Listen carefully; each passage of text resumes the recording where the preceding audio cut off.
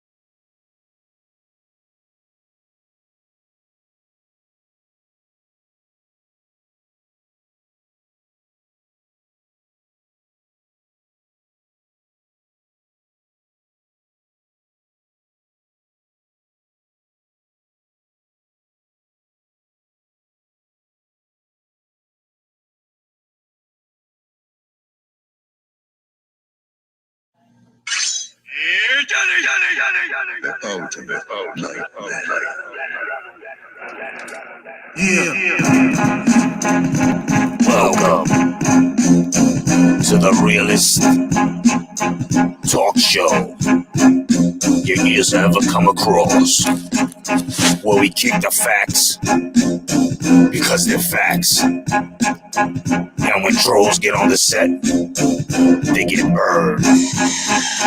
It's Life's Broadcast. That's right, Life's Broadcast. Y'all paying attention yet? If you're drinking, pop the top and swig it. If you're smoking, roll it, light it. As we get into life subjects. And here's your host, the Master Jedi, Jay Cotto. Yo, what's going on, my people? No doubt. Welcome to Life's Broadcast. We're gonna get into some shit. Peace to my man J Slash, Johnny Slash. No doubt, man. Peace to you, Johnny Slash. No doubt, man. Thank you for the hookup. Everybody go check out Johnny Slash if you're looking for some beats over here on YouTube. No doubt. Peace to everybody that's on the check-in. Hello, my people, my beautiful people. We got Gerson Medina. What's going on? My man Val Bob. Of course, Carlos Papa Mendoza and Chris the Judge Court. What's going on, my people? And of course, you hit the like button on the way in, man. We're gonna have some fun tonight. Of course, we're waiting some panelists. If you hit the like button, it's more than likely the algorithms will hit them. So please kindly hit the like button. Now, before I get into anything, I want to let motherfuckers know that it's real easy to unsubscribe from my channel. I mean, I dropped a little truth on Tyson Fury, and one of the Tyson Furiettes got upset, and damn it, How do I can't unsubscribe from here because I said something about Tyson Fury. Because I said that Tyson Fury is being a big old string bean in the fucking body ass dude, right? This motherfucker's coming out of nowhere now and is upset and is talking shit for guess who? For Billy Joe Saunders. A mother talking shit about Eddie Hearn, Billy Joe Saunders, and then he's talking shit about Canelo be fair. And listen. First of all, you're in the wrong weight class. Second of all, shut the fuck up and concentrate on a unification bout, nigga. Like, we are looking for a unified heavyweight undisputed champion, heavyweight champion of the world, son. We don't want to hear you caping or fucking trying to talk for anyone. We don't want to hear any of that, dog. That shit is irrelevant coming from a heavyweight. Talk about fucking super middleweight. Fuck that.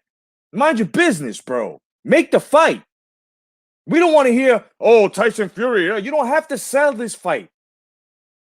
Sell your fight. You big fucking Dasa, you. That's what you like to call people, right? Well, you're coming off like a fucking Dasa. Why don't you make the fight? Why are you all in fucking? Why are you into these fucking little guys compared to you? Business. It's got nothing to do with you. Yeah, why? Because he's gypsy? Fuck all that. Mind your business. Keep your shit on a fucking heavyweight scale. Tyson Fury's business has no business whatsoever in the fucking middleweight division. Or the fucking, what, super middleweight, whatever the fuck it is. Mind your fucking business and make this Joshua fight, you big string bean in the face ass nigga. We don't want to hear nothing else from you, son. I don't want to hear nothing else from fucking Tyson Fury unless we're really getting down and this fight is already produced and they've got a venue. I don't want to hear nothing from Tyson Fury. Shut the fuck up. And if anybody at any time don't like what the fuck I'm saying about your giant string bean in the face ass nigga, goodbye. Because ain't nothing but the truth here. See, we trying to structure niggas. What's up, Khalil, the man of steel? What's going on, my brother? You know what I'm saying? We're really trying to resurrect the sport of boxing with some good motherfucking boxing content. With some good fighters, with some fighters that are actually going to have that gold around their waist and actually represent it like a fucking champion. Not some motherfucker that's going to call himself a champion and fight like once every 2 fucking years and think that we're satisfied with his fucking lackluster performance. Fuck you, Tyson Fury. You ain't real no more to me, dog. For a motherfucker to be holding this shit up like this, but you're quick to talk for Billy Joe. You're quick to say this and that and the third about fuck you, bro. If you got anything to say about Eddie Hearn, it should be about your motherfucking fight that you're supposed to be making. So shut the fuck up, Tyson Fury. Eat some more vegetables, motherfucker, and just make this fight on your behalf, bro. You don't have anything else to say. Nothing else to say, nigga. Straight up and down.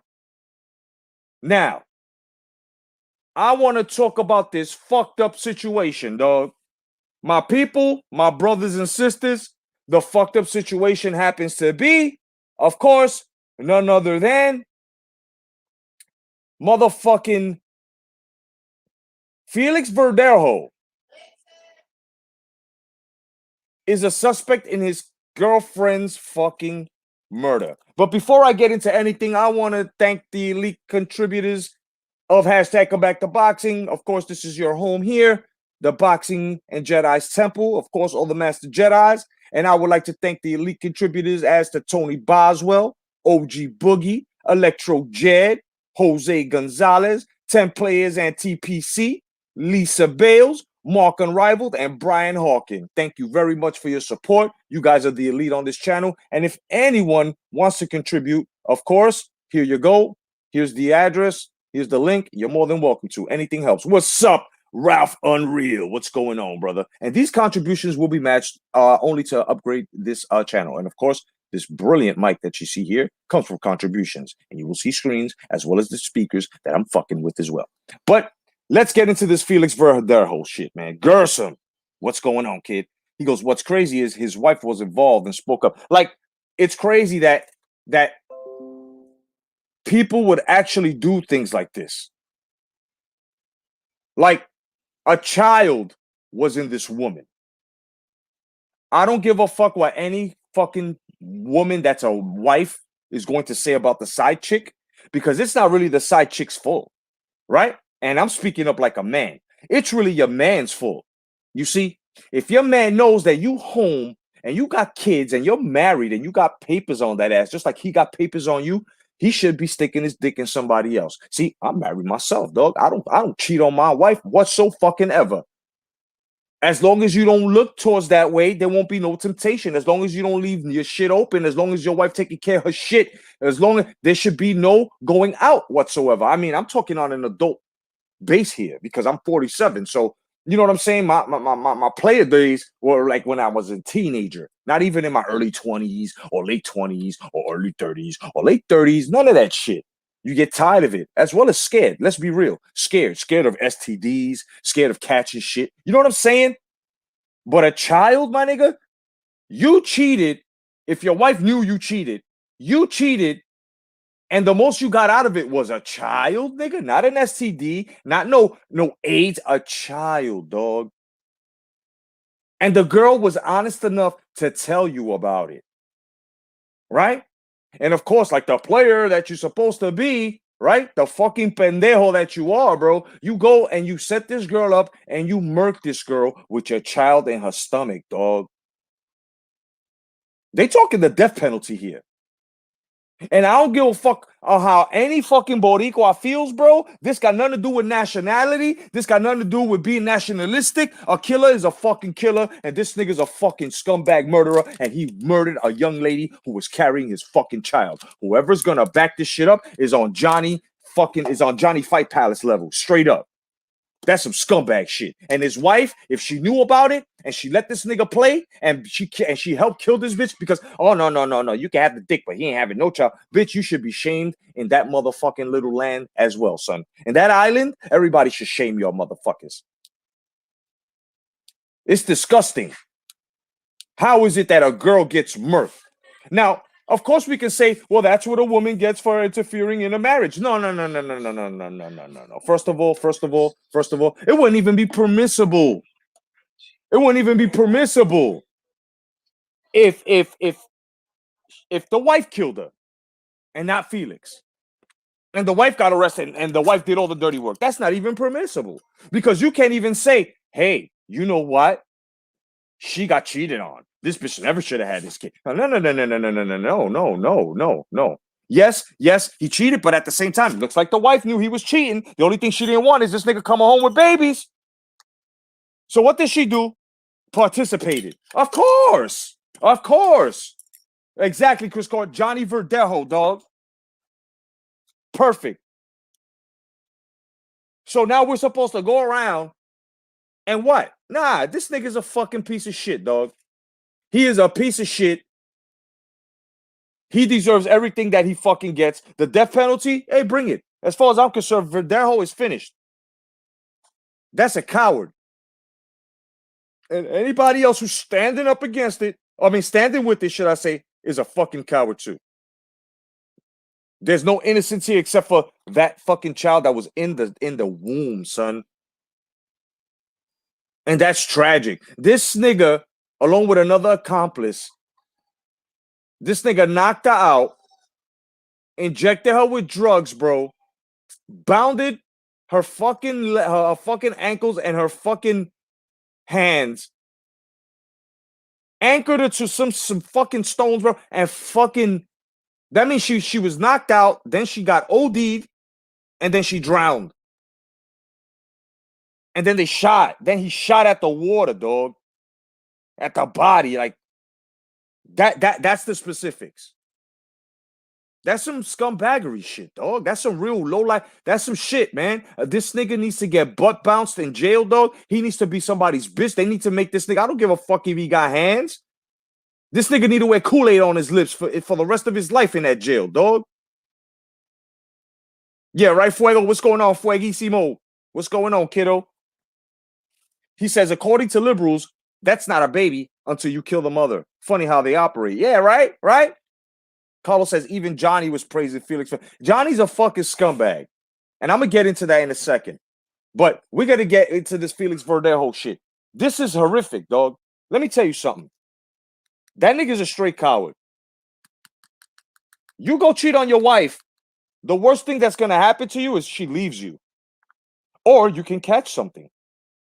And you could probably fucking pass it to her, right? Right? But check this out, dog. Check this out. A man, when he does his dirt and he gets caught, he stays a man. Right? He holds himself accountable and he says what he gotta, he does what he gotta do. What's up, OG? What's going on, kiddo? I'm passing out the link. If anybody want to come up, my man Fuego, you wanted the link. My man OG, of course, you're a part of here. Get up on here. There you go. No doubt. You know what I'm saying? This dude is a fucking scumbag. This dude, look. If you cheat on your wife, the worst thing that can happen is she can leave you and you have a kid out of it. Right? Right? That's it. The worst thing you could get out of it is a venereal disease of some sort of some STD and pass it to your wife.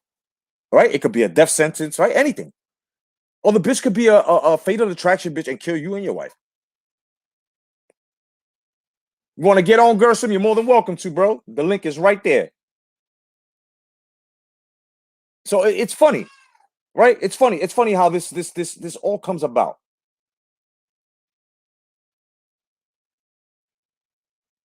So it's funny how this all comes about to the point where now motherfuckers are actually saying to themselves, yeah, this is the move. Yeah, listen, you don't kill a female. I don't give a fuck how much money you got. The mistake was you. The mistake was yours. You did this. You did this.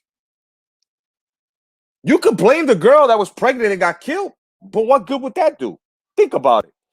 She's starstruck. She's fucking a boxer. You know what I'm saying? Everybody, welcome. The American Dream. What's going on? What's up there, baby? This is Dusty Rose, baby. Oh, yeah. Dusty Rose. Yeah. What's going on? Dig it. Yeah. Nothing much, baby. I just want to drop a bionic elbow on that Verdejo, motherfucker. Yeah, ooh, I feel you. Yeah, man. Does dirt to a woman. Yeah. And then he's a coward. Yeah, a coward. Yeah, like Hogan. Yeah. He's a coward, Dusty. No doubt. Dig it. So he really committed the murder? Bro, here are the details, my bro. Just in trouble. What's going on, brother? These are the details, my brother. This man called this girl, right? And then she got, she drove up in her car, got in his car. They drove off. This nigga knocked her out, drugged her up, bounded her hands and feet, two cinder blocks of shit like that, threw her in the fucking water, dog, in some type of fucking, and then just like shot at the water in the body, bro. You know what I'm saying? Now the autopsy report is supposed to be coming up in the next 24 hours. So we're definitely gonna wait and see. But I'm saying here, all he got out of this was a baby, nigga. Like, damn, that even though it's fornication, even though it's adultery because he's married, you cheated and you made a life out of it. Where is the responsibility to this? This is what I mean. If it was me, he's married. Yeah. He just gotta bite the bullet. Exactly. Like OG. Look, the worst thing that can happen. What's up, Tony Boswell? My man Tony. Everybody, welcome Tony. Wish him well wishes, man. My man was out of it for a bit. You know what I'm saying? My man Tony up and strong, getting Tony Stark's getting strong. No doubt, Tony. So this man fucking just basically straight up, bro, this guy basically killed this girl, bro. He murdered, and the child that was in her stomach, guy. Like, damn, dog. If I did that and I got a baby out of it, like you said, bite the bullet, bro. You're gonna have to talk to your wife and let her know, look, I fucked up, I cheated. You know what I'm saying? This girl's pregnant now. But check this out. Now that people have been hearing more reports and saying that the wife is part of it, you got to also understand, if the wife is part of that fucking murder, she's an accomplice. She knew about it. That means that she was probably one of those wives that said, she could have the dick, but you ain't getting no kid out of my man, and fucking agree to it, though. That's premeditated murder. Exactly, bro. Exactly. Wait, Robert Guerrero, what's going on? Exactly. Way premeditated murder, man. Way premeditated murder. Gershom, Mr. there's the link, Dusty brother. Rose, Robert Guerrero, I'll drop an elbow on you. Word. Ooh. Ooh. Hold on for a second. I gotta do this right quick. I gotta represent. Let me throw my man Tony up here, man. Word up. Our brother Tony Boswell kicking it, just chilling. My man Gershom Medea. You know what I'm saying? There's the link. I'm taking it down right now. All right. So, like I said, man, OG, thank you for joining the panel, man. Of course, this is your home. You're one of the panelists on this show here. So what's your opinion on this whole thing, my brother? I think is totally he's stupid. First of all, suck it up. Pay what you owe. You got the pussy. Excuse my language, but you got the pussy. You impregnated her. You married. So that's your fuck up. So okay, why do you got to kill a girl and a newborn child? I mean, a child that's being developed in there. Now, if y'all was two consenting adults and you say, hey, how about divorcing? I mean, how about aborting or such and such and such? Okay, well, then that's understandable. And she didn't want to, well, then you got to respect her views because that's her body. So now you got to suck it up. And if your wife is involved after you told her and she enticed you to go ahead and kill her, now you're a dumbass because now you got first degree murder while your wife could be an accomplice if you could get testimony from her doing that. So now you done lost your boxing career, your freedom, everything. You done lost everything, and then you're gonna be with Chuck or homeboy in the cell, Debo low blow. He's gonna go in there. Hey, so your name is Ho? Okay. What you in for, Ho? Well, I don't want to hear that shit. Bend over. Shut the hell up. Yeah. You know what I mean? Definitely. Hey, Robert, man, listen, man. Sorry I butchered your name, bro. And I did say Guerrero. I did correct myself. You can rewind it if you want. I'm very precise with my shit. So please forgive me. Yeah, I thought it was Robert Guerrero, the father. Or, yeah. But I corrected myself. I was just messing around. I was, Yeah, no doubt. Gershom Medina says they aborted it, though, just in a way that liberals would get angry about it. Right, Gershom? No doubt, bro. It's crazy. It's crazy, bro. Up, man. That's fucked up. It's crazy. And, the thing that gets me here, OG, is this, right? Like, okay, there are a lot of people who can't have babies, man. There are a lot of children these days who are being killed for adrenochrome. Yeah, they could have fucking, okay, have the baby. Hey, I'll pay you a certain amount. Go ahead and give the baby up to somebody. You know what I'm saying?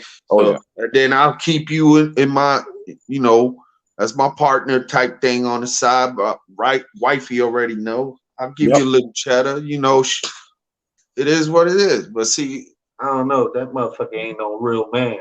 No, not at all, bro. Not at all. And I agree with you 100%, bro. I stand with you hand in hand, bro, with that shit, bro. Peace. No doubt, Robert. No doubt, bro. And I love wrestlings too, bro. We're going to get into that just a little bit later in the show. No doubt. My man, Jeff, the Master Let me tell you something, Robert. Ooh, yeah. I'll drop this atomic elbow on you, baby. Ooh, yeah. And I'll drop the big elbow from the top. Yeah, dig it. No doubt, man. No doubt. So, you know what I'm saying? Gershom also says, OMG, big mistake. I was selecting a profile picture, and when I went back to the site, it took me all the way back. It's all good, bro. Way back into time. Ooh, yeah. He took the DeLorean back to wherever the fuck he was going to. Dig it, yeah. It's Jesse the Body. And Gershom doesn't know his way around computers. No doubt, man. So now let's get into this. This Johnny Boy thing really fast, okay? I first of all, don't know if that's true or anything. I don't go by hearsay. I have to I can tell visually you. see it. I can tell you if you trust me. I can tell you because it was shown to me, and yes, it's true. He did say he wanted to put his thing in this child that's fighting for his life's mouth. He said he would stomp its head in. He said, fuck, fuck the gentleman. I'm not going to reiterate the words. Yeah, either. yeah, no, I heard that part. I'm Yeah. talking about what somebody else said on here before I jumped on. Somebody said that he said also about Verdejos. Oh yeah, no, he did say that. Yeah, I don't. OG, I swear to you, bro, no caping. No. I'll take your word for it, bro. I'm just saying. I'm not. I don't know, man. I just don't like speaking about people. You know what I'm saying? No, I hear you. But the thing is that, see, this was a fellow brother, a content, creator, right? And because we have a community, right? A community. But now we're helping this man who served our country like you, sir. You know what I'm saying? And he protected and served our country. It's about time that us civilians, right? We go and we serve and protect this man now because he really needs it. His child needs it. So this is what we're doing. And now for this motherfucker to be upset about super chats and all this shit that's going to this kid's fund to help him and his family with the bills and stuff, this motherfucker is going to come out and say stupid shit like that up on top of other stupid things days afterwards. Come on, man. Well, I heard what he did, and I was more or less, like somebody stabbed me in my heart. You know what I'm saying? Right. A person that I thought I knew, right? Did the flim flam on me, and he didn't show me the true person. But then again, he probably did show spurts of it. But man, I look at it like this, bro. The man reaping what he sold, and I don't like talking about it because I don't want to involve negativity. You know what I'm saying? Right. No, I feel you. I want to go positive. I understood he did, but you know what? That's why look how much we got on in Mattel, and I said it. Yeah, I said we're gonna surpass that 13,000. That's right. Is that $16,250? That's right. And we only need another to 18, so that we need like 1,750. Yep. And we there. And that's gonna be easy to achieve, man. Listen, and I want the baby, and it's gonna continue to rise until that baby's home. That's right. It will. You know why? Because we aren't losers, bro. We are all fucking human. We are considerate. We were raised by good parents, bro. Each and every one of us. I don't give a fuck how old you are, bro. And if your parents are still alive, bro, you hug them and tell them thank you, bro, for instilling this goodwill in me, because this is all out of goodwill, bro. This is God's will. And those that were chosen to stand on this side are chosen to stand on this side. You on the right side. Anybody standing near Johnny or anything like that, you on the wrong side. Because I'm gonna tell you something right now, kid. It could have been my kid. It could have been OG's, God forbid. It could have been anybody up here, bro. It could have been anybody. You know what I'm saying? So it's like, now that we know that the YTBC is, they consist of real motherfuckers, the real niggas, right? The ones that are there, you already know, bro. If you're this is why I say this channel right here, everybody that's been subscribed for over the from the 9 years I started all the way till now, and even if you subscribe even as of recent, let me tell you something. This is a home. These are my fellow brothers. I am their fellow brother. You know what I'm saying?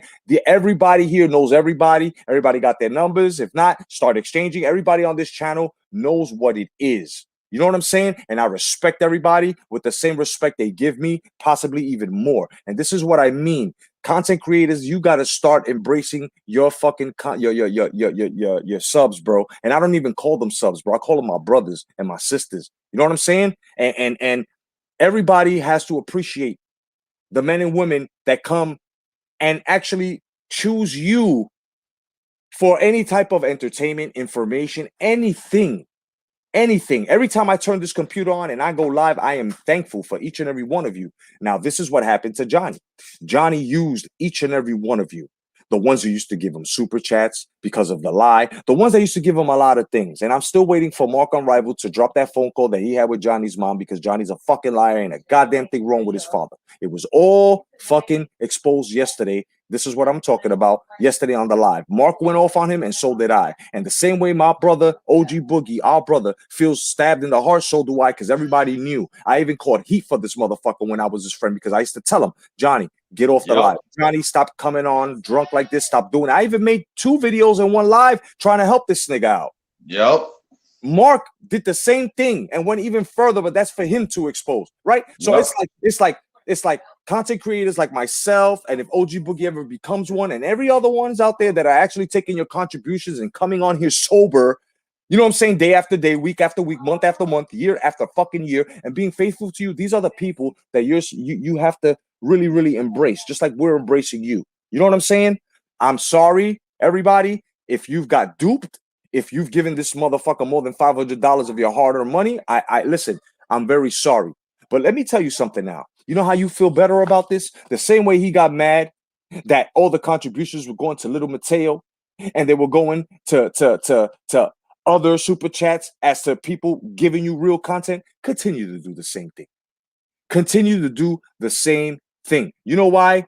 Because if that's what gets Johnny mad, that he can't get no more money to get high and drunk, then you know what? That's the Achilles heel you got to keep stabbing at. So keep contributing to us. Keep contributing to Mateo first of all, before us. Keep doing it. You know why? Because you guys are doing a good deed, dog. Some of us need that for food on the table. Some of us need it, like me, just to upgrade the channel to bring you much more quality and much more fun. And some of us just need it because in a COVID time like this, nobody has a job hardly. People lost their jobs. So there's content creators on here that are turning this into a job. You see, there's other important things. Johnny had no right. Johnny had no backbone. Johnny had no rights whatsoever to be in the YTBC. He all took us for a ride. I actually thought this dude was a real dude. I got so pissed off and heartbroken that I told him, you always challenging everybody and you say fuck everybody. And I've been telling the goods on you and you haven't said me. You know why? It's not that you respect me. It's because you fear me. So and I told him this. Why don't you shoot the fade with me in a boxing gym? Let the YTBC put in the money. Somebody will make a nice little GoFundMe, right? For the Jedi busting Johnny ass, right? And everybody contribute for plane tickets for him, not for me. He could come down here to Florida to US1 boxing gym. You know what I'm saying? And he could get his ass waxed and leave the same day. You know what I'm saying? All of this tough guy shit, come to find out. And I was telling him, and if I was in his face, I would have told him with my finger in his fucking eye. Talking about you ain't shit, you ain't a man. And you fooled a lot of people and you lied. And then to continue to bring the bad luck, to continue to bring the bad vibes to your parents' house, nigga, you holding up their roof for no fucking reason, for these people to come and you come out of nowhere and be like, oh yeah, come down here. Now what happens when real niggas go down there? They go to your house, they tie your parents up, and they start fucking your parents up in front of you, dog. Because people are crazy out here like this. I've said this already. What happens? What's up, Chet Collins? My man, what's going on, brother? You know what I'm saying? What happens? There's a sick world out here, bro. And Johnny, you are not really real. You are not really real. You are from the suburbs. Motherfuckers already exposed you. They showed your gated community, bro. My man. It's not like you were any of us where you went through hard times and now you're living in good times because as a man, you pushed yourself out the ghetto. You were never in a ghetto. So all of this shit with the N-word, and you are racist because you added the ER. And I thought you were doing it out of spite. No. Once you showed me that, I believed what Rosclot 222 was saying. I believed what the MXBC was saying. You know what I'm saying? And I'm over here thinking, damn, these guys are just doxing this kid. No.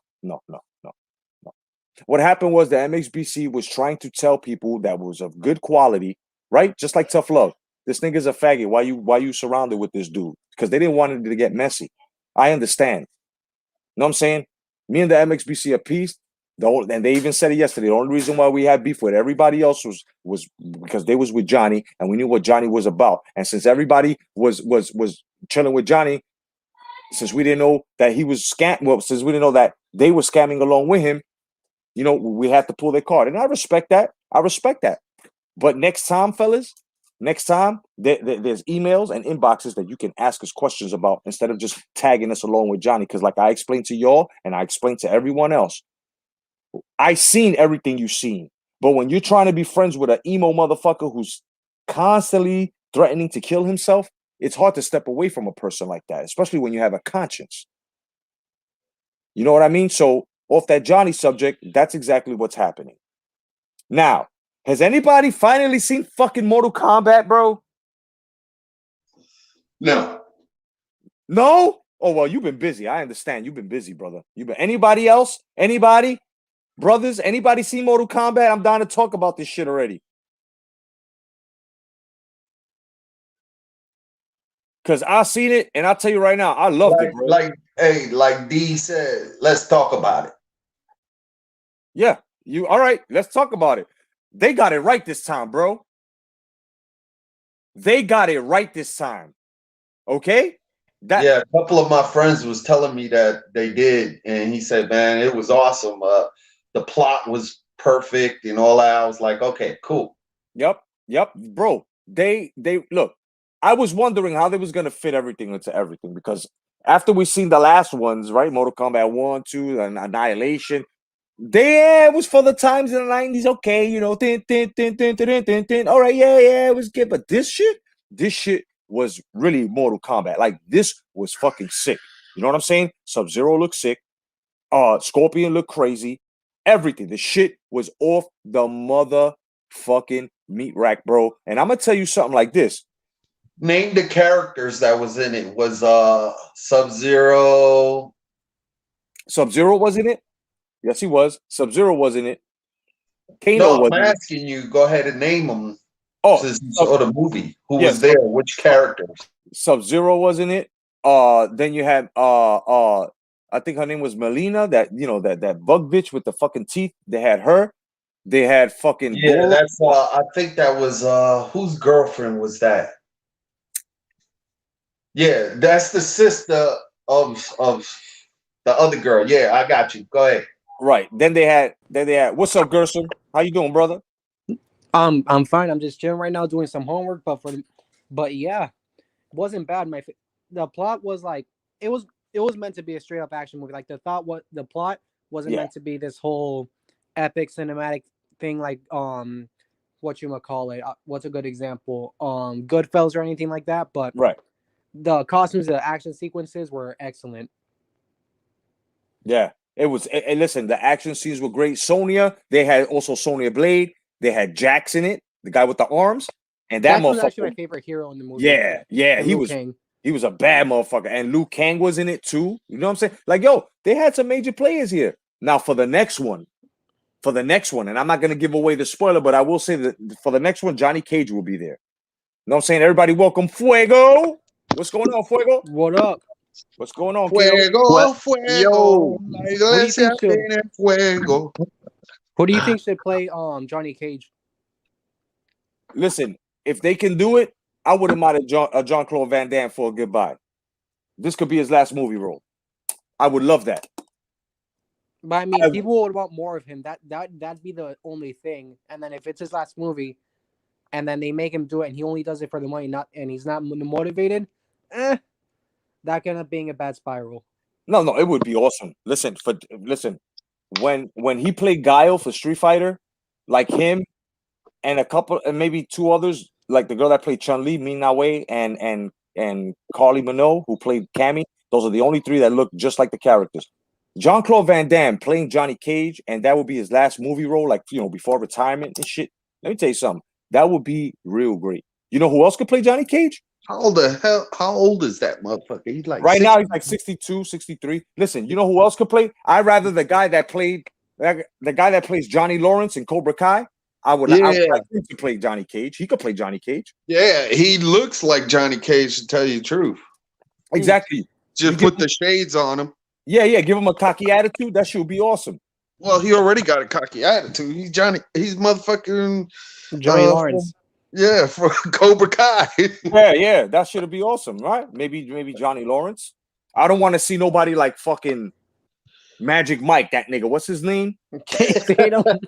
Yeah, I don't want to see that nigga, son. I don't want to see no Chris Hemsworth, nigga. Nah. Give me a You want an older guy, don't you?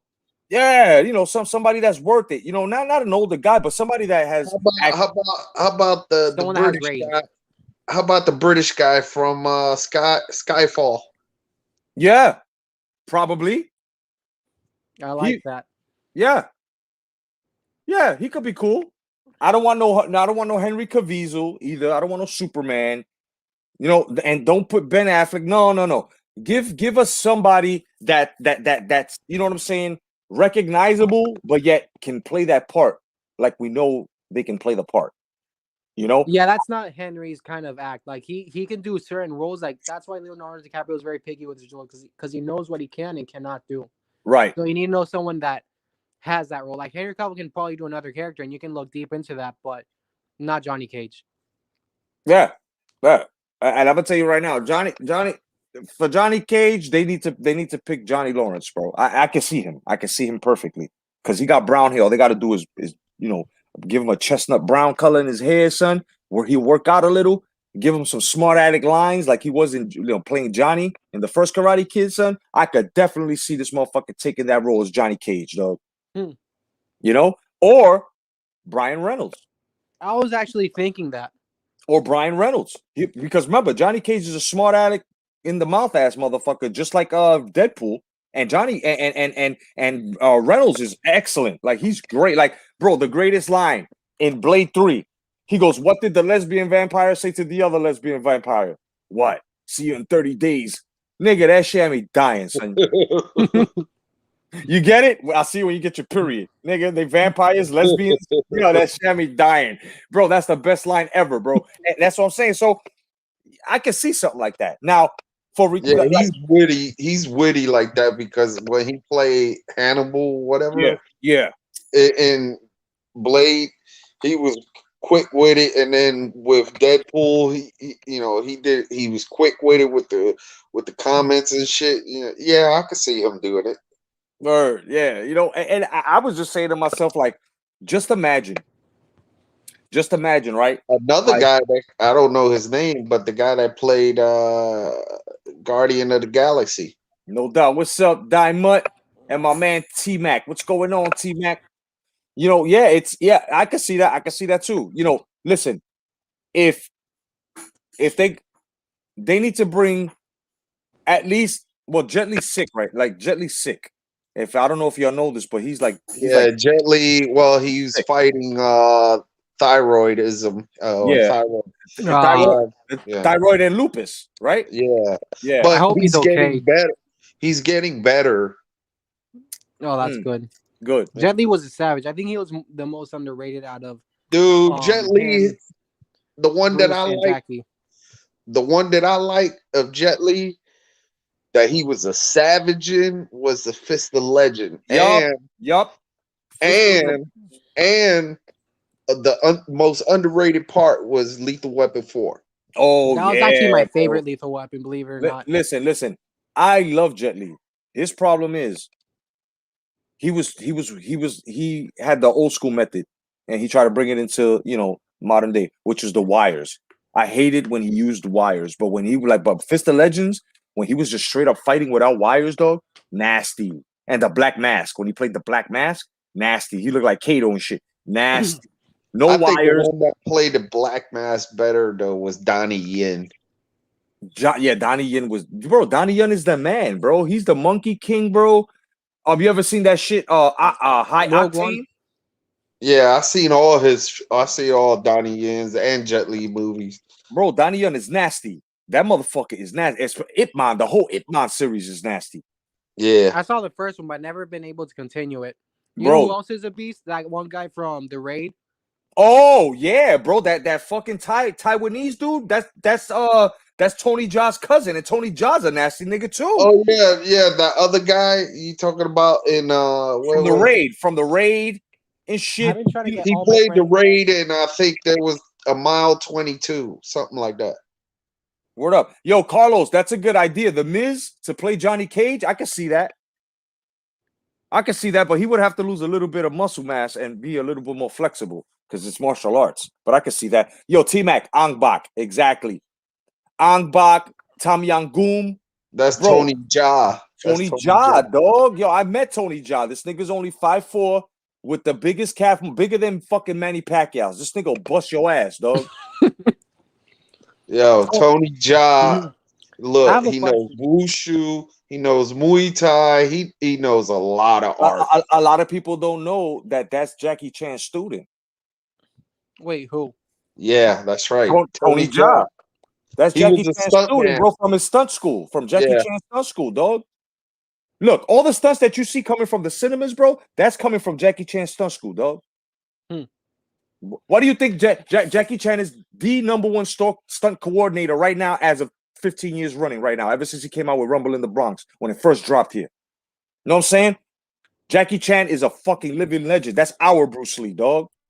Yep. That's our Bruce Lee. If you forget, he also played in the Enter the Dragon and got hit by Bruce Lee in the head, and then they got thrown in the water. He's the one that fell in the water. Yeah, he told a story about he said when Bruce hit him, he was like, oh, it hurts. He said, oh, that's Bruce Lee. Wow. And he said every time Bruce Lee used to ask me, Jackie, you okay? Yeah. Like, yeah. Oh, okay. Yeah. He goes, but I just got hit by Bruce Lee. That shit had me dying, bro. I got a question though. Yeah. And it's always gonna be, I don't know what kind of response you are gonna get, but please don't, or comments don't strike me down. But how many of you guys do you think would have been like actually legit in like actual combat sports? Who I think would have been legit?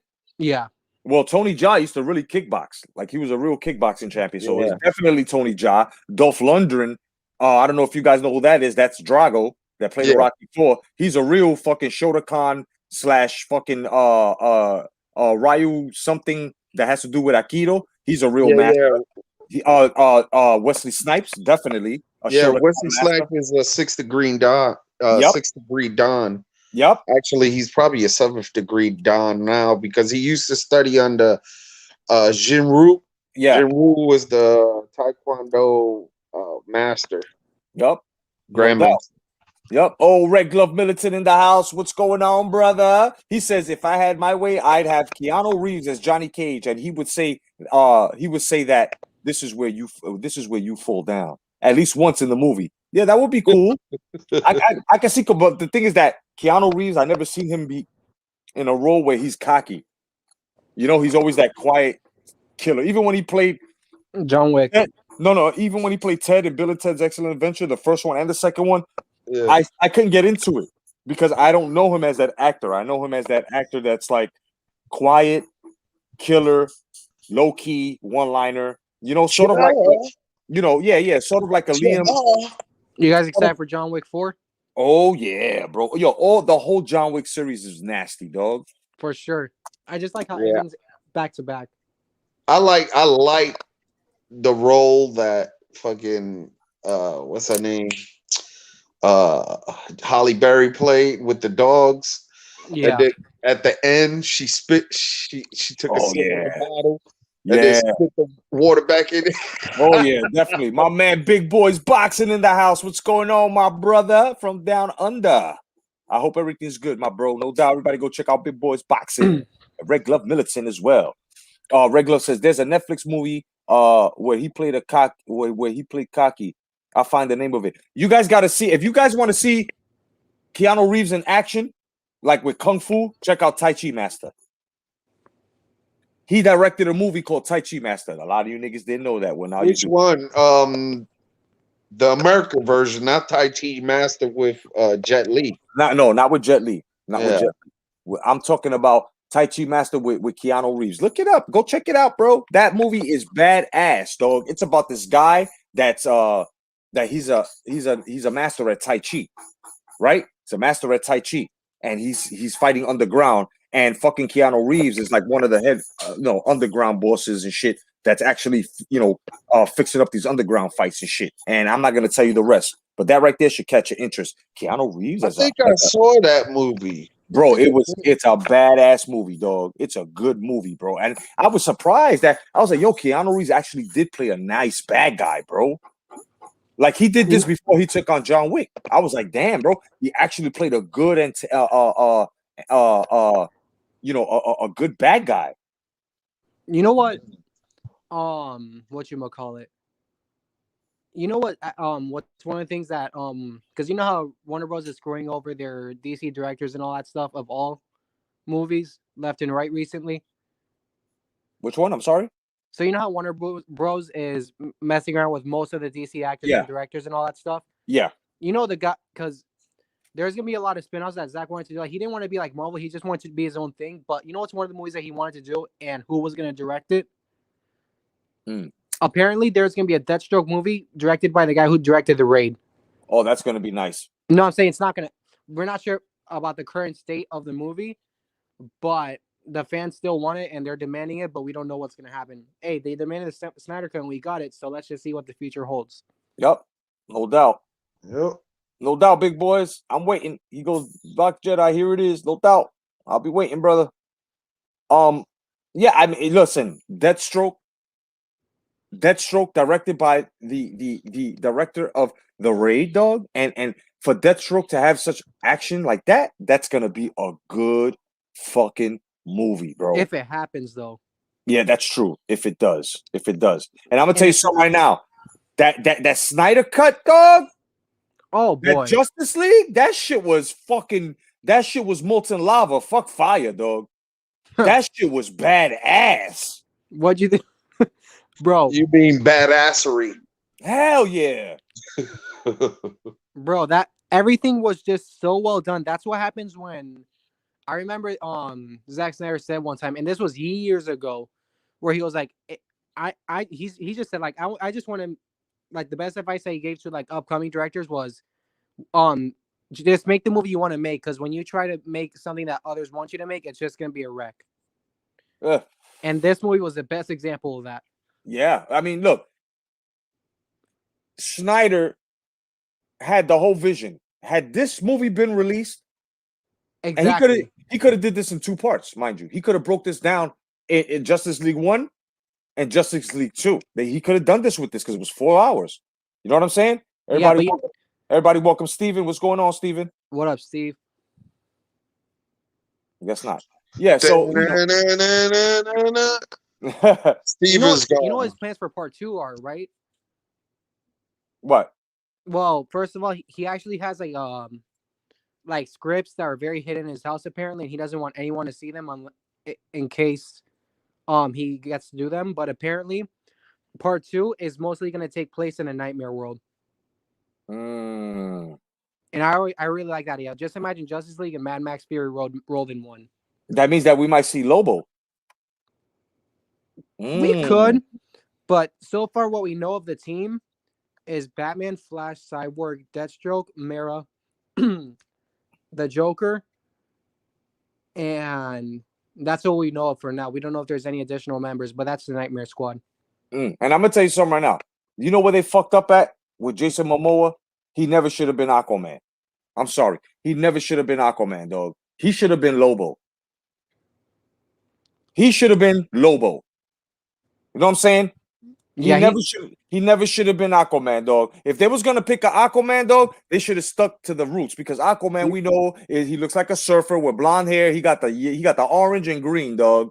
They should have made him Wendigo. Either. Right? But I think there's other Lobo castings, but I had them in my head, but I just forgot them. I mean, who they gonna pick? Jeff Dean, the guy that plays fucking what the fuck is this?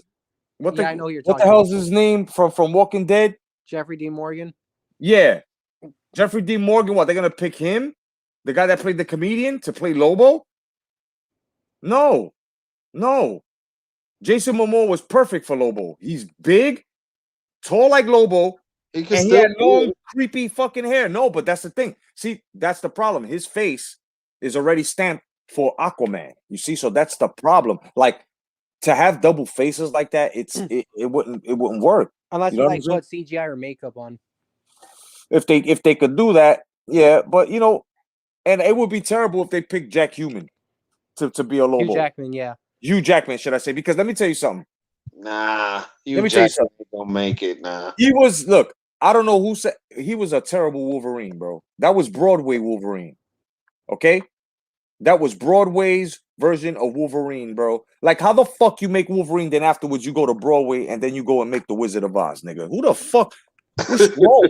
You know what I'm saying? Like, nigga, you went from adamantium claws and bones to a top hat, nigga, and sprinkles and sparkles. because he didn't want to get in shape no more.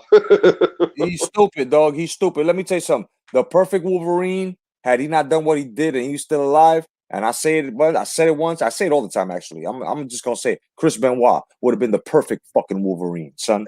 Oh yeah. Same height, same build, son. You give him attitude, give him 2 fucking bicuspid fangs, bro. Put some fucking hair on him. Give him the fucking brown and fucking yellow fucking costume. I love that costume. The Jim Lee outfit, bro. Oh yeah, boy. Oh, we've got Wolverine, Bob. You know what I'm saying? Wait, you do know? Wait, with height, do you mean tall or short? Because in the comics, Wolverine is pretty short, like 5'4". Yeah, and Chris Benoit was what? 5'4", 5'5". Perfect. Look at Chris Benoit, the same build, small, stocky little motherfucker kid. He was already. Chris Benoit. Chris Benoit was 5'4". Get the fuck out of here. Yeah, he wasn't a tall man at all, son. Look, as a matter of fact, him and Rey Mysterio were fucking nose to nose, eye to eye, dog. And you know what I'm saying? Yeah, bro. Go ahead. He was one of the look. Why do you think he had a complex problem? Just like the Dynamite Kid did, because this was a small man in a big man's world, and he had to compensate for it. That's why he pumped so hard and got so fucking big. You know what I'm saying? Yes, Kal-El, the rabid Wolverine. That's what they used to call him. Exactly. Bro, Chris Benoit as Wolverine would have been epic. I think he would have. They got him at 5'10". 5'10". There's no way Chris Benoit's my height. Cause to tell you the truth, if you go and you type in Chris Benoit versus Rey Mysterio is 5'5", and they at the same height. Rey Mysterio is a short motherfucker. The same thing they said with Hogan. Hogan's only 6'3", and they said this nigga was 6'5". Then when he's face to face with the Undertaker, who's 6'9", how come you looking like 9 inches shorter, nigga? Like, come on. No, they said Hulk Hogan when he was younger. Yeah. When he did Thunder Lips. Yeah. He was like 6. He was 6'5", but then after his surgeries and in years, you shrink. And he's now like, when he was wrestling, the last version of him wrestling, he was like 6'3". Yeah. Because I tell you right now, bro, I would have loved to see Chris Benoit as fucking, oh man, that would have been awesome, bro. You know who I wish was still alive too, bro? Christopher Reeve, bro. The Superman, dog. I miss that motherfucker, man. Yeah, but you would have been way too old. No, it's fine. But if they ever was to make the, because they're coming out with the Spider-Man multiverse movie now, right? It's gonna be called No Way Home or whatever.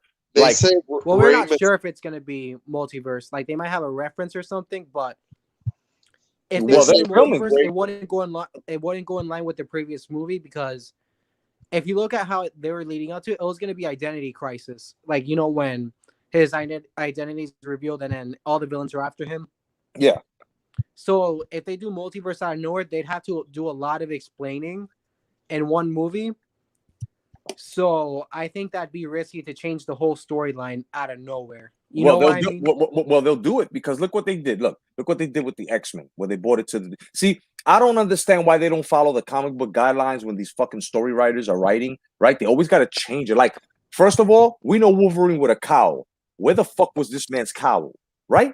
What they doing is they're twilighting. Right? Y'all motherfuckers seen Twilight, of course, that whack ass vampire movie. How the fuck is it that you trying to glitterize these motherfuckers and not give them a cowl? First of all, that's an identity. Logan never gave up his identity. This motherfucker had that Wolverine cowl on whenever he was on special missions, dog. You don't do that just because Jack Human's a handsome man, bro, and just because you want the women's sales and shit. Get the fuck out, bro. Come on, bro. These writers gotta stick to the script, bro. Stick to the comic books, bro. Cyclops, they had it half right. This nigga was not as emotional. This nigga was a mess. Cause Jean Grey died. This nigga was a mess. He was traumatized. Nigga, fuck that hoe. This bitch could kill you. She don't want nothing to do with y'all niggas. Listen, the moment this bitch would have flipped out, I would have been like, that pussy is beyond AIDS, bro. If I fuck Jean Grey, it's a possibility this bitch is gonna take my soul. Nigga, who cares if this bitch died? I understand you loved her, but at the same time, this bitch is a force to be reckoned with. Another one that they made a mistake is when they did Rogue. She's supposed to be older, fat body, and all that. They put the damn young chick in there. I'm glad you said that, because one thing I want to know is where the fuck is the Southern accent that Rogue is supposed to have? Hey, sugar. Remember that? she's that's why she's part of she used to hang with what's that motherfucker with the cards? Fucking Gambit. Yeah. She's from New Orleans. Yeah, exactly. Creole. Yep. You know what I'm saying? The Who shit that casted as Gambit. Well, if they wanted to, then they could take Channing Tatum if they wanted to, or they could pick the kid that played Kick-Ass. I like those castings. You know, yeah, they can do that. You know what I'm saying? Because I can see Channing Tatum as a a heartbreaker, like Gambit. You know what I'm saying? If you're gonna use a handsome nigga like that, use it with the right character. You feel what I'm saying? Like with the right character. Like, look, with the Fantastic Four. How hard is it to make a Fantastic Four, my nigga? How hard is it to make the first thing with Michael Chiklis? They got that shit right. He played the thing to the T. I loved him. He was like the best character. Then when they made Fantastic Four 2, that Silver Surfer dude, bro, that nigga was the truth. Yeah, like they really. Part 3 was gonna include Black Panther, right? That would have been awesome. But look, Norrin Rad needs his own fucking movie already, bro. We need Silver Surfer movie. What's up, Marvel? And you know who could play the Silver Surfer? Yes, Kal-El, restore the Snyderverse. Hell yeah, hell yeah. You know what I'm saying? Word, right? Jean Grey, played by Nancy Pelosi. Ah! Yo, Red, you crazy, dog. You think said Nancy Pelosi as? Oh, shit, Jean Grey. You talking about some wrinkled shit right there, boy. Word up, bro. Good. Bitch gonna rise up from the ashes of the phoenix looking like a callus. Word up. Word, Kal-El. Man, imagine they took inspiration from the Marvel versus DC comics. You know how angry people would be if they did what was on the comics? They should though, man. Because listen, bro. Listen. I have great artists. I have favorite art, Michael Bendis, Jim Lee. You know what I'm saying? Jim Lee's a beast. Yeah, the guy Mark Silvestri, the guy that made Waterworks. And Bloodworks. And Wildcats. Bro, I'm a heavy comic book collector. I know Joe Posada, the guy that started over the in the 90s the Daredevil shit. Right? Let me tell you something, bro. Netflix got Punisher right. They got Daredevil right. They got Luke Cage right. It's sad they were canceled. They were canceled because they got it right. Right? How is it? Because they're trying to sell us lies. So how hard is it, bro, for these motherfuckers to make a fucking Fantastic Four? It's really easy, dog. It's really, really easy. Oh, for sure. Yo, who would be your casting? Somebody's mic is so good that I can hear a cricket. That's mine. I'm telling you, bro. I bought me the nastiest mic. Look, I'm outside. I'm gonna show you. I bought me the nastiest mic, bro. This is what I mean, bro. The contributions are real, people. I'm not kidding. When you contribute, I go out and get these. You gotta see the second screen I got that I'm gonna get with the screen that comes with the motherfucking tower that I'm gonna get. You know what I'm saying? We almost there, bro. So whatever everybody's throwing, I'm matching. You know what I'm saying? But these JVCs, dog, these shits cost $150, dog. You know what I'm saying? So you can hear everything, bro. I can fart and you can hear it. Dude, I'm hearing the cricket farting. So I'm saying, man, look, this is where I'm at right now. I'm in front of my crib. Of course, I got the mulch there because I got to lay out the mulch here. You know what I'm saying? But right here, this is my neighborhood, man. You're remodeling your place? Yeah, the front. Yeah, I gotta fucking put some. I know that feel. Me and my dad just finished not too long ago remodeling the porch. No, it's just, yo, remodeling is no fucking joke, man. That shit is crazy. It's fun though. Yeah, look, I got all my shit there, right there. You see that right there? I got all the stuff there. You see that house I'm building there? That's the X-Men mansion. I gotta finish it though. The shit is huge, bro. But that's the X-Men mansion. My man, my boy Brian, who lives down the block and shit, he designed that. He really put like real roof shingles on the fucking roof, bro. This nigga crazy. Nice. Look, real roof shingles. Look at that. See? Real shingles. That's crazy. So, you know, we're building. This shit is huge, bro. This shit is saying I got all my tools there, you know what I mean? So I just got to fix my whole front. I got it when I get up. And of course, everybody, I want you to meet Mr. Miyagi. No doubt. My bonsai tree. Bonsai. No doubt. Hi, Daya-san, hi. No doubt. You know what I'm saying? So, what did Red say? Hold on, Red says some shit right here. He says Jedi was talking about Jean Grey sucking your soul out and fuck that bitch. If that ain't Pelosi, I don't know what is. Word up, son. Like yo, Jean Grey was some crazy. Yo, this bitch was nuts, bro. Jean Grey was crazy, dog. Who do you think was better for her, the Wolverine or Cyclops? If one had to be with her forever. Wolverine. I would have let Wolvie have her. You know what I'm saying? Like I'd rather Wolverine with Jean Grey. What's up, Electro Jed? Here's the link, brother. Jump on. You know what I'm saying? Oh shit, we in trouble now. We got Jed on the panel. You know what I'm saying? Yeah. So, like you guys got to see, like they picked a good actress to play Jean Grey. It's just the story sucked, bro. It just really sucked. Hey, Jedi. Yeah. This is Dusty Rhodes, Electro Jet like playing with. Electro Jet, what's going on, bro? Yo. What's up? Yo, what was the last thing we caught you in that you mentioned and you and then I caught it that you said, oh man, G go OG go catch that shit.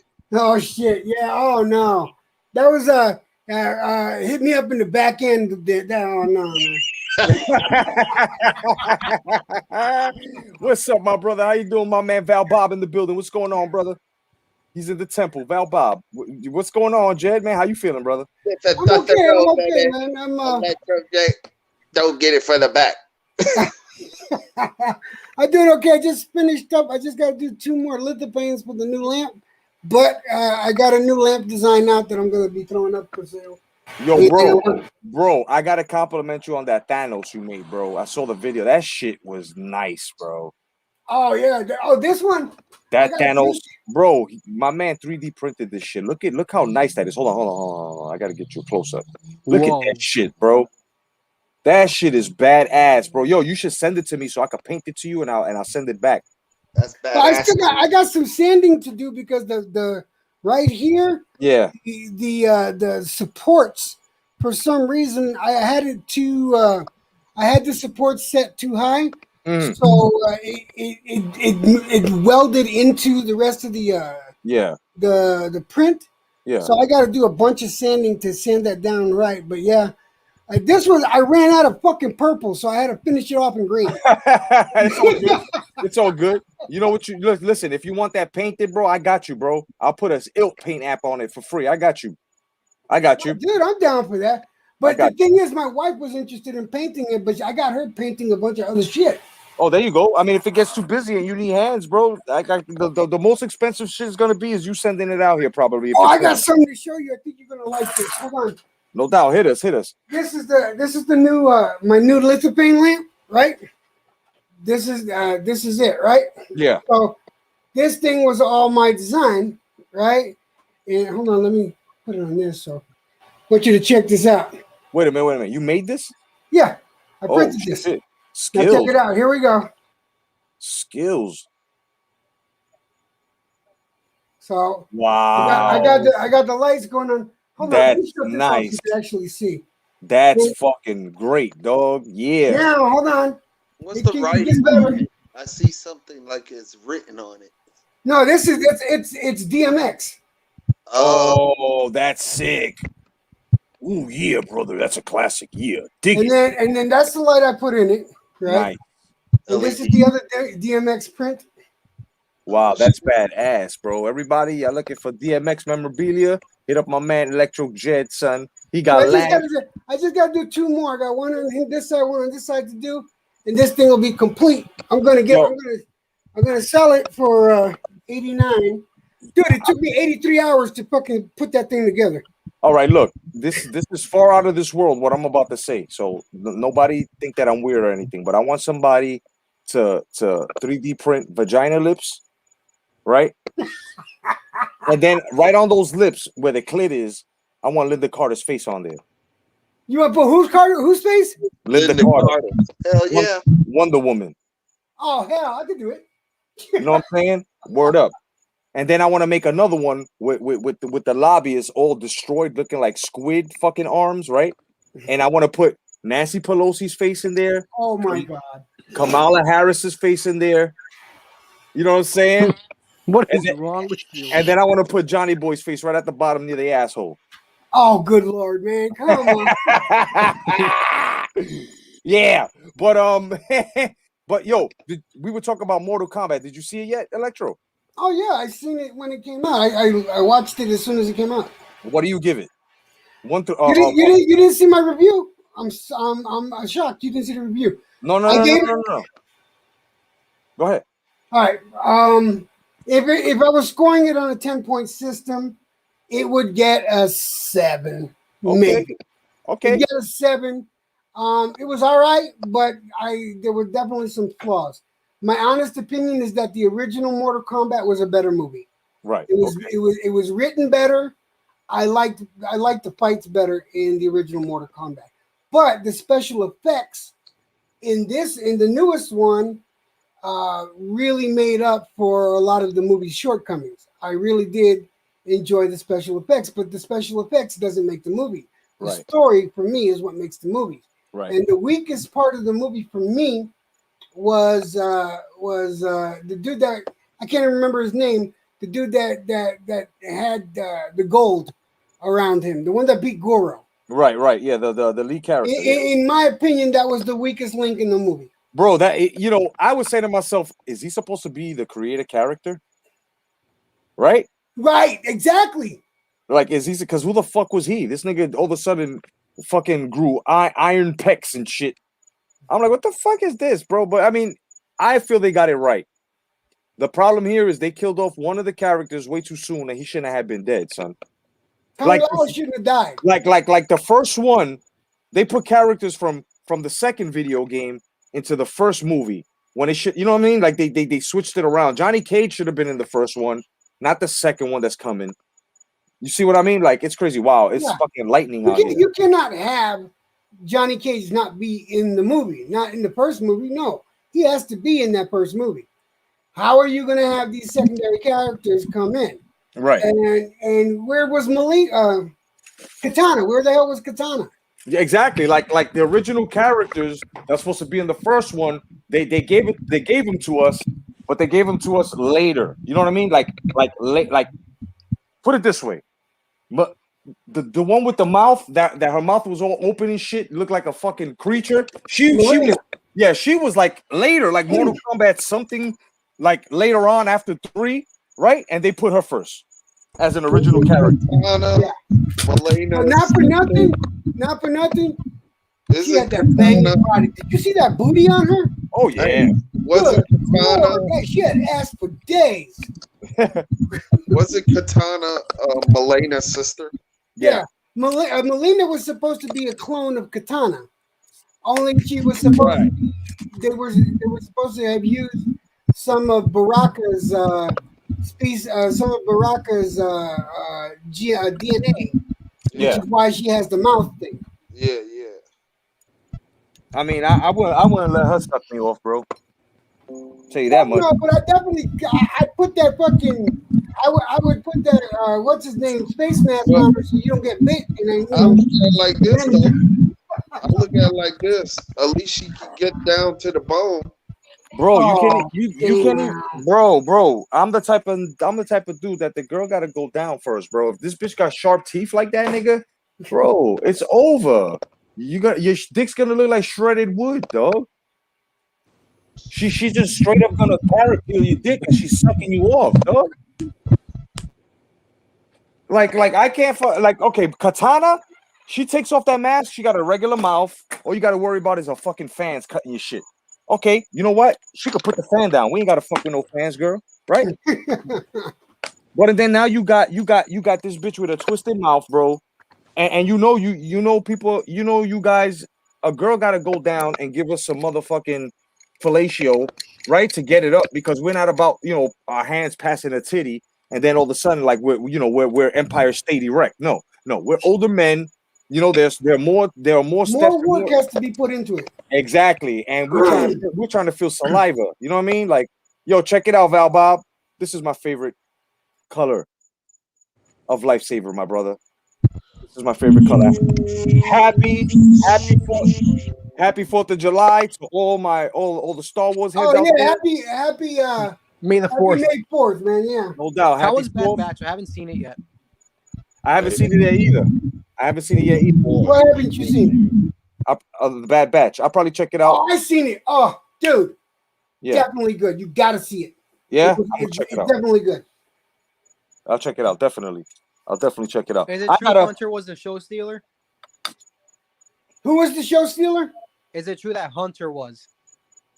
Hunter kind of played like the father figure. I don't want to spoil it too much, but Hunter was definitely, he was in the forefront.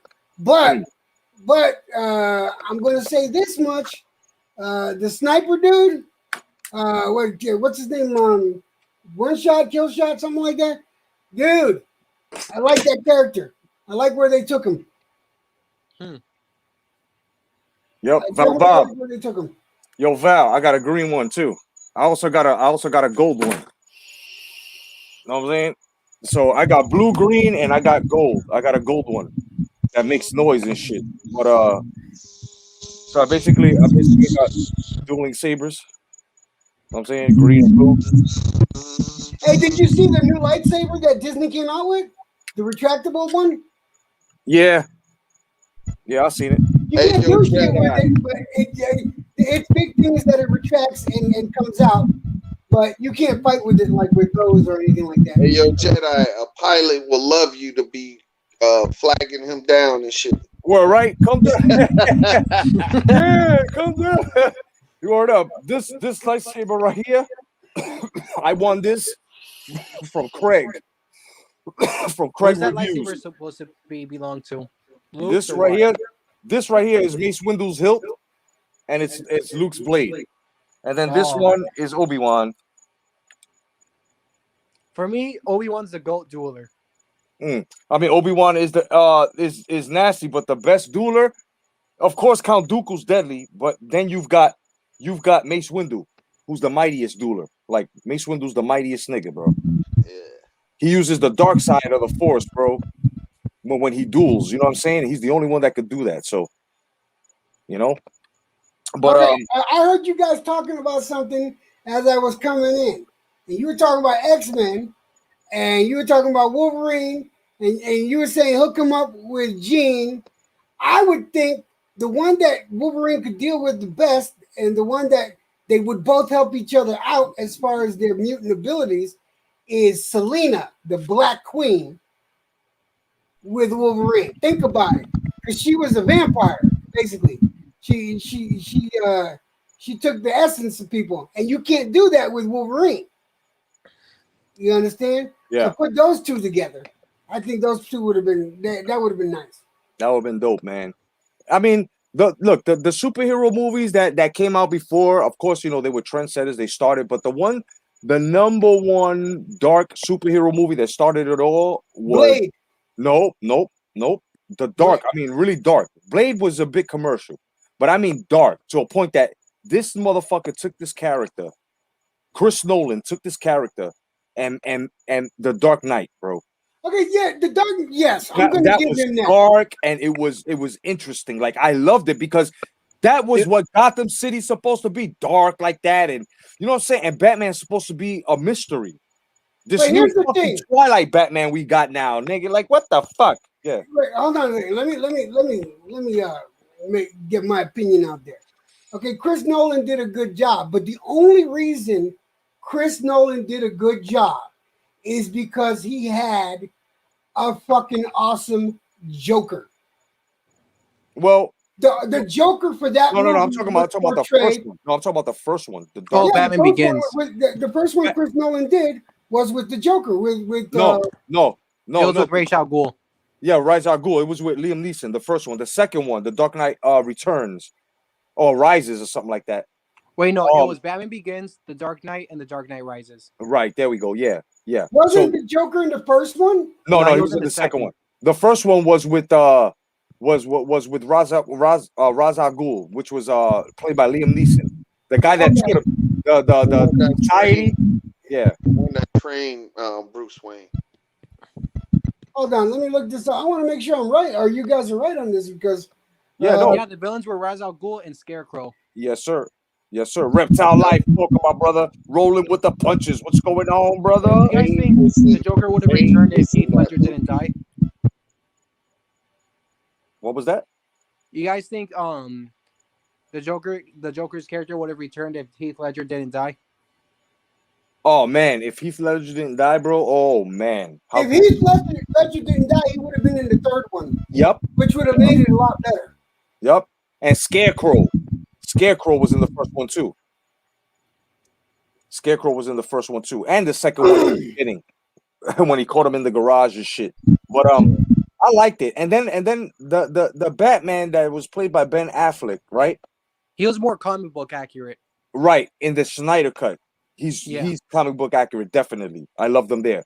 But in the other one though, in the Joss Whedon, so that shit was haraki kaki, bro. That shit was straight trash, bro. They cut out so much, man, and it took so much from these characters. In which movie? You know what I think?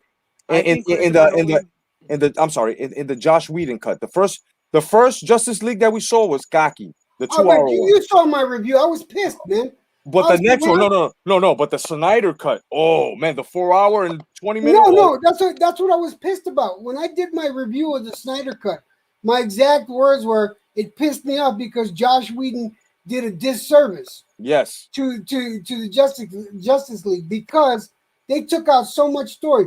All that story that he took out was basically the fucking colored characters. Right. And it was basically giving the characters backstory.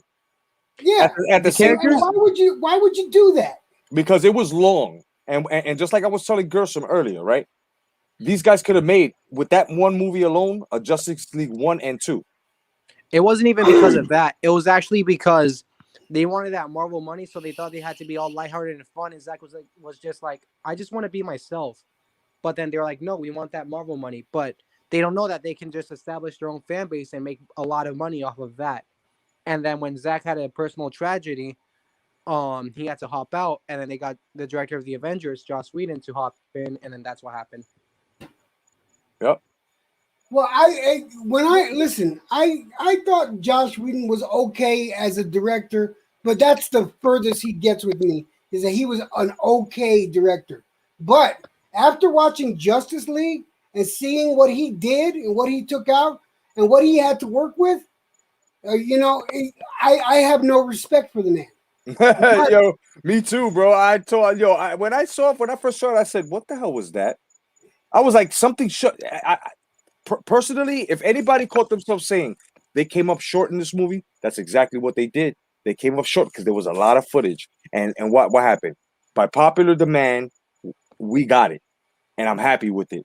Yeah. And the next Justice League is going to be sick. That's the problem. They're not going to do it. They won't give Zack Snyder. They won't complete the Zack Snyder universe, and they should, because that's the way it should be done. But they made money off of Zack Snyder because he used Wonder Woman first. He used Aquaman first. And what did they do? They made money off of those two characters the way that he envisioned them. Right.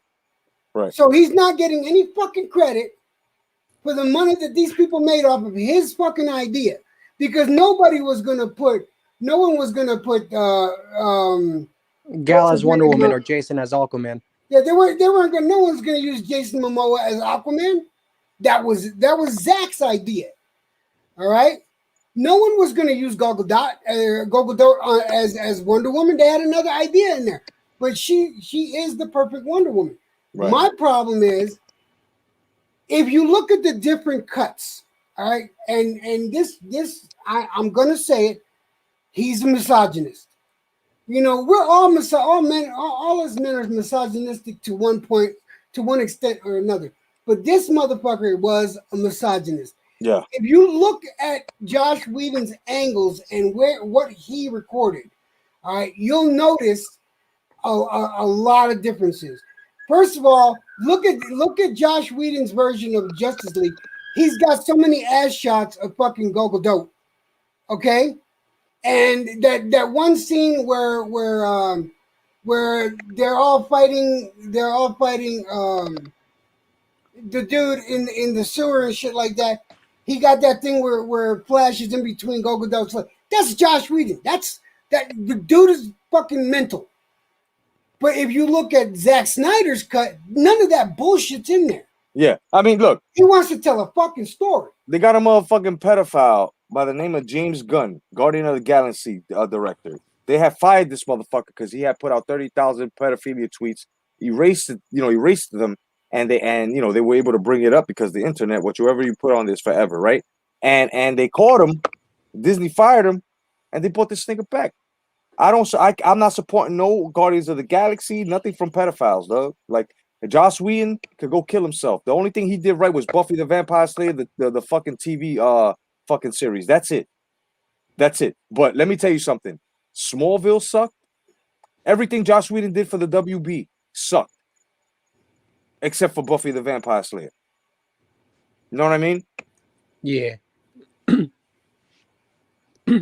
Let's see. Rolling with the Punches says, "I loved Aquaman. No bullshit. The graphics were a high man's dream." I mean, let me tell you something. Aquaman the movie looked really good. It looked really, really good. Yeah, that was a great movie. The story was pretty good. You know what I'm saying? I mean, it was great. but then it didn't fit. See, now that you look at Zack Snyder's version, now you understand the Aquaman movie.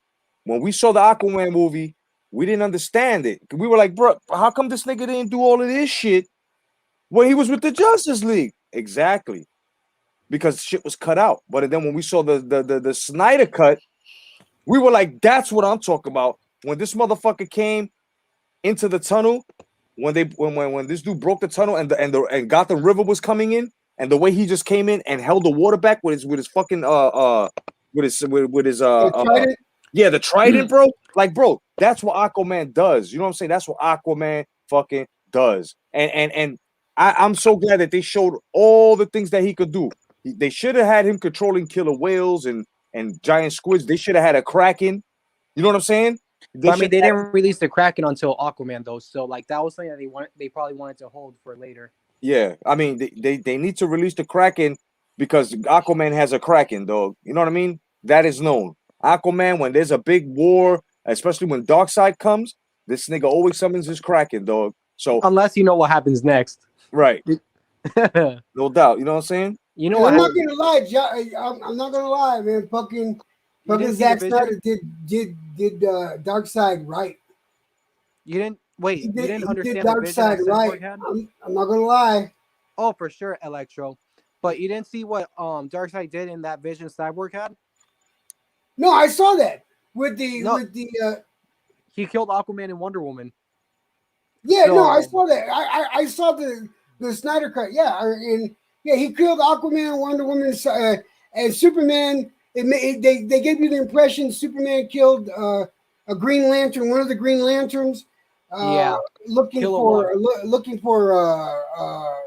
I'm just wondering. Batman. Yeah, I'm just wondering if any Green Lantern survived. Like, did John Stewart survive? Did Hal Jordan survive? The Nightmare World. That's what I'm wondering. Yeah, they didn't. They made sure it was one of the alien Green Lanterns that was killed. Bro, you know what Yeah, go ahead. I'm sorry. Oh, sorry. We don't know if any of the human ones survived. Like, I want to know if John Stewart survived because apparently, that last scene of Martian Manhunter was actually supposed to be John Stewart, but yeah, it was.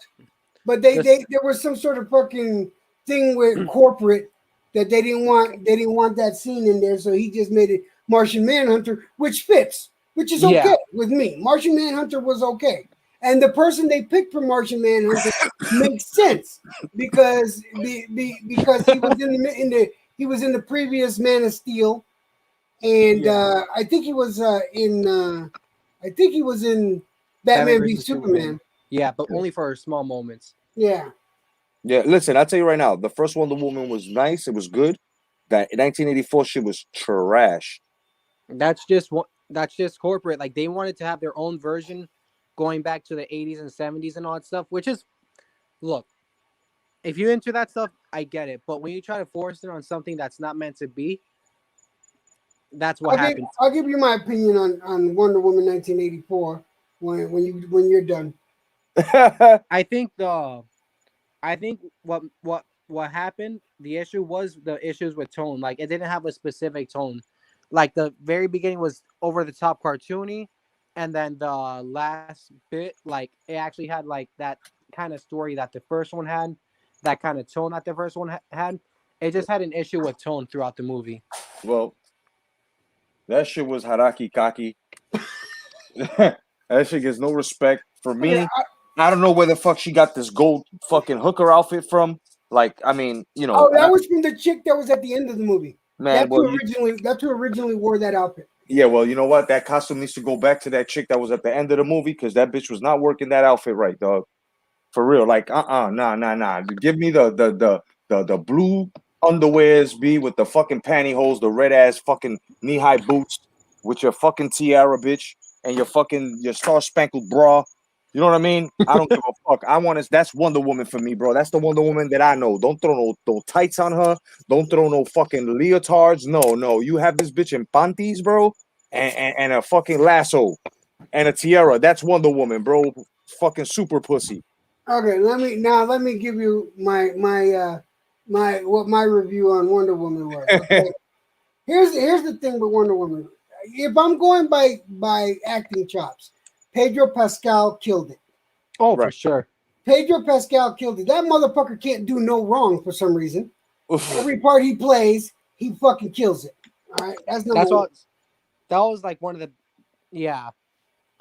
But the problem with Wonder Woman 1984 is that you could tell that they weren't too sure if they wanted to go more comic booky or if they wanted to go like they went with the first Wonder Woman, and it was like a toss between the two, and they couldn't make up their mind. That's what I was on saying. on what it was. Right, Now, that being said, though, as far as the story goes, the story wasn't bad. What was wrong with the movie is that they couldn't execute. They couldn't execute enough action sequences. There were not enough action sequences in that movie to make up for what they were trying to say. Right. Okay. Right. The story was headed in the right direction, but you need action. This is a comic book movie. All right. I understand they went for the feels and they successfully went for the feels the way they did, but this again is a comic book movie. You have to go for the action sequences. You have to tell the story the way people originally seen the story. And it was an action. Wonder Woman is no joke. She's the second strongest to Superman. Yup. Right? And you got to treat it as such. Well, the Kryptonians. And I'm gonna tell you something right now. Look, the best Carlos, peace to Vicky Verse. What's going on? What's going on, sister? And Brown Godwin. What's going on, my bro? Listen, the best DC universe film for me was the first Superman. Nope, the first Superman with Christopher Reeves. And the second one, Superman 2. Why do you talk to me like this? Well, you know I would kill you for it. That motherfucker that played General Zod, dog, he killed that whole movie, bro. I loved it. You know what I'm saying? I loved it. And Superman 2 is the best DC EU movie ever, bro. Go check it out again, bro. It still holds up to this day. I love that. Yeah. Now I'm going to tell you something about Man There's of only Steel. one Superman movie. The only sequel there is Batman vs Superman and Zack Snyder's Justice League. Well, Wait. I'm talking about in the DC movie universe. The first one. That's what I'm saying. Yeah, that's what I'm saying. The first one to drop was Superman. The second one was Superman. Yes. No. I'm talking about the DC movie universe. The DC movie universe did not start in this era. It started in the 70s, and it started with Christopher Reeve. I That's thought you what were I'm talking saying. about this era. No. That's what I'm saying. So you got, you know, because we are talking DC, right? So DC has been in the movies before Marvel. Think about this. So for DC to not know what the fuck they're doing after Christopher Reeve was a fucking shame. And then you had Nolan Ryan who saved it with the Batman series, right? And then now Zack Snyder totally pumped fucking steroids into this shit. So you know what I'm saying? Let's hope that Zack Snyder is going to be now the leader and the innovator for DC, you know, detective comic movies, because him and Nolan Ryan. Yeah. I have a sneaky suspicion Zack might go to Marvel. Well, if he does, it's even better. But DC has great characters, bro. Because let me tell you something. DC to me was always secondary to Marvel, simply because Marvel had better characters and better storylines. Yeah. Now, the problem with DC is that when they make money, they keep pumping money into the same. First, it was the same two characters, Batman and Superman. Batman and Superman. Batman and Superman. And for a while, if you guys notice, Marvel started doing the same thing with who? Spider-Man. How many fucking Spider-Man redos are you going to give us? Right? So it comes to the point now that DC got smarter, and during the times these motherfuckers released Spider-Man, you had Batman being re-released, but on darker note, which was much, much better. Now, the Amazing Spider-Man with Tom Holland, that shit was pretty good. The one with Tobey Maguire, it was okay. It was refreshing because it was new, right? I didn't really like the outfit too much because the white webbing, that's not Spidey. When the Amazing Spider-Man came out, I liked that one. But when this new one came out, right? When the new Spider-Man came out, which is Tom Holland, I'm sorry, the Garfield one was pretty good. But the Tom Holland one, he sounds just like Peter Parker from the cartoons. He acts like it. He looks like Peter Parker. That Spider-Man suit is off the hook. Like that Civil War, that suit, bro, that Spider-Man had was the original Spider-Man suit. If y'all didn't pay attention, they should have left that suit on him. That was Spider-Man. You know what I'm saying? Tom Holland. If anything, just give it a slightly darker shade of blue, and that would be my kind of suit. My thing is, I did love the suit. It was fantastic. I thought Andrew Garfield did a really good job as Spider-Man. Here's what happened.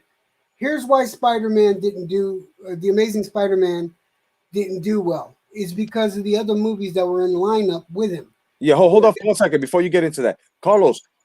You have to add in, right? Because you got DC in the movie universe. You got to think about this. Regardless, it was 78.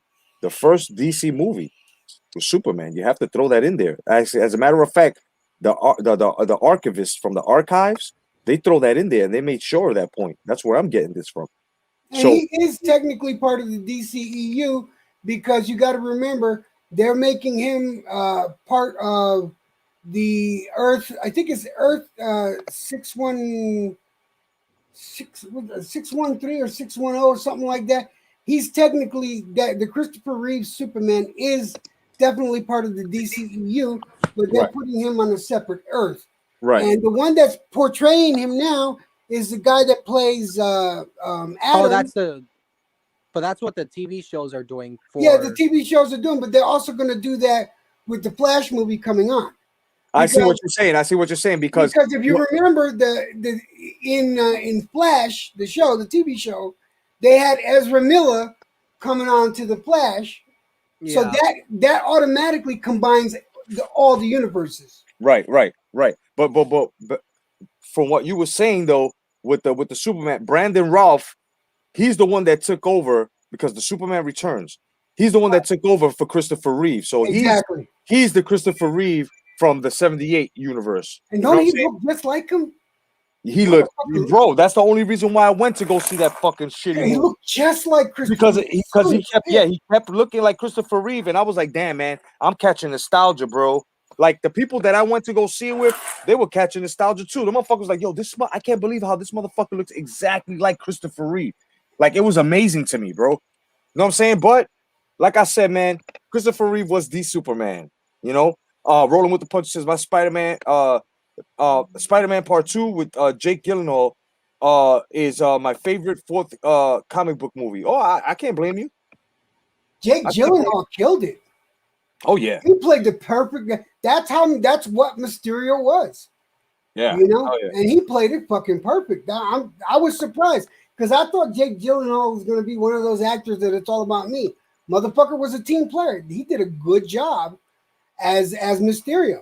I'm not gonna fucking lie. He sure did, bro. And the fact that Spider-Man: Homecoming with what's his name With Tom Holland. with Tom Holland and with Michael Keaton.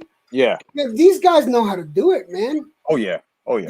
These guys know what the fuck they're doing. Marvel knows what they're doing. The thing is, it's because they have somebody in charge that's a comic book lover.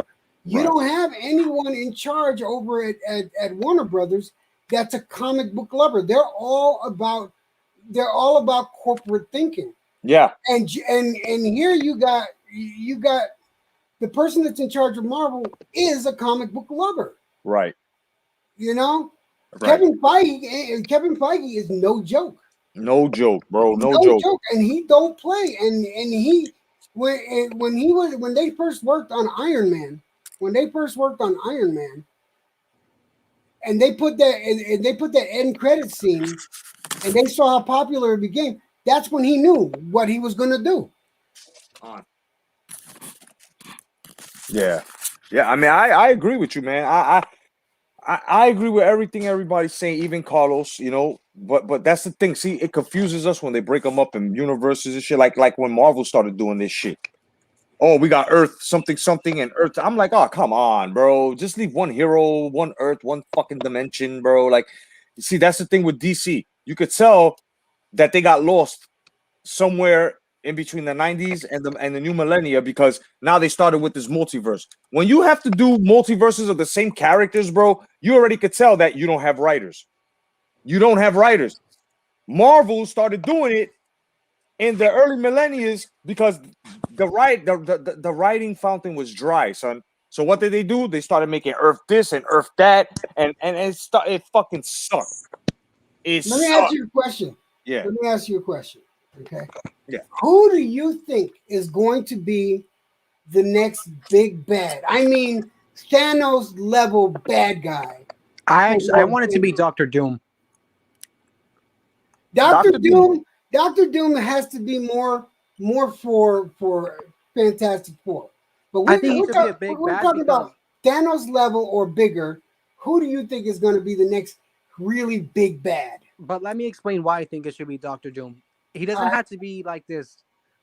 Like, he could be a mix of, he can be the balance between Zemo and Thanos in the sense of being a genius, but also being very powerful as well. I think like Carlos says, it's either going to be Galactus or Mephisto. You know who I think is going to be? And here, let me explain to you how I think they're already setting it up. Yeah. I think it's going to be the Beyonder. It could be the Beyonder. Here's why. Okay. Remember Secret Wars. Huh? Yeah, Secret Wars. Yeah, 1 and 2, and I do believe that they're gonna let the same guys who did Endgame and Infinity War. I do believe they're gonna let them do it because they said they wanted to do that movie. Now, here's my thinking. Think about this. What was the catalyst for the Beyonder to be to recognize or see our universe? It was the formation of the Molecule Man, right? Oh, yes. Yes. Right, now, listen here. What did they do at the end of Endgame? What did they have at the end of Endgame? Instead of an end credit scene, what did they have? They had the sound of Tony Stark clanking, making his original suit. Right. All right. I think they're going to use that as the thing that makes the Beyonder notice our reality. That's a pretty good fucking. That's a pretty good. How do you say? A pretty good theory, but we're wrong. I just remembered. It's Adam Warlock. Oh, Adam Warlock's going to be in it, and so is Galactus. It's gonna be Adam Warlock that's gonna bring the Beyonder, bro. You think so? Yes, sir. Because remember, we still got the Watcher, Uatu. We still got the Watcher. And remember, the Watcher, I think, was hinted in Civil War. I mean, in Guardians of the Endgame. Galaxy. in Guardians of the Galaxy as well. You know what I mean? So in between the Inhumans and Adam Warlock and the Beyonder and Galactus, now we're going to cosmic, right? We're getting into cosmic Marvel. So don't you think that Silver Surfer is going to be the one to bring in all of these motherfuckers? Yep. Because if Galactus is going to be there, you know his herald has to be there. They're not going to show all of his heralds. Because if they show each and every one of Galactus's heralds, bro, especially fucking Silver Surfer, oh, that'll be so badass, bro. My thing is, who would you guys have as replacements for Iron Man and Captain America, like the OGs? Because obviously the OGs won't be in it for Secret Wars. But who would you guys have as the replacements? The next generation, bro. Just throw Alpha Flight in that motherfucker, bro. We good. No, I'm waiting for that to come out. But listen, don't say that they won't have the OGs. Remember, the Beyonder brought back people from the dead. Yep. In the comic book. Yep. He brought back people from the dead to fight on Battle Planet. True. So they could totally bring back Tony Stark. Yeah, they will. And anyone else of substance that might die between now and then. Well, you're right about they're definitely going to bring back Thanos. No, but you're right about them bringing back Tony Stark, because you know how the toy lines and the action figure lines are always a hint to what's coming. Well, they had this Iron Man, right, that was just released with the Shang-Chi fucking Marvel Hasbro lineup, and they had a AI Tony Stark in an Iron Man suit, an artificial intelligence. So his head was blue, and it looked like a hologram, but it had Tony Stark. I think what they're going to do is exactly what they tried to do with Vision. They're going to put Tony Stark into AI, into his Iron Man suit, dogs.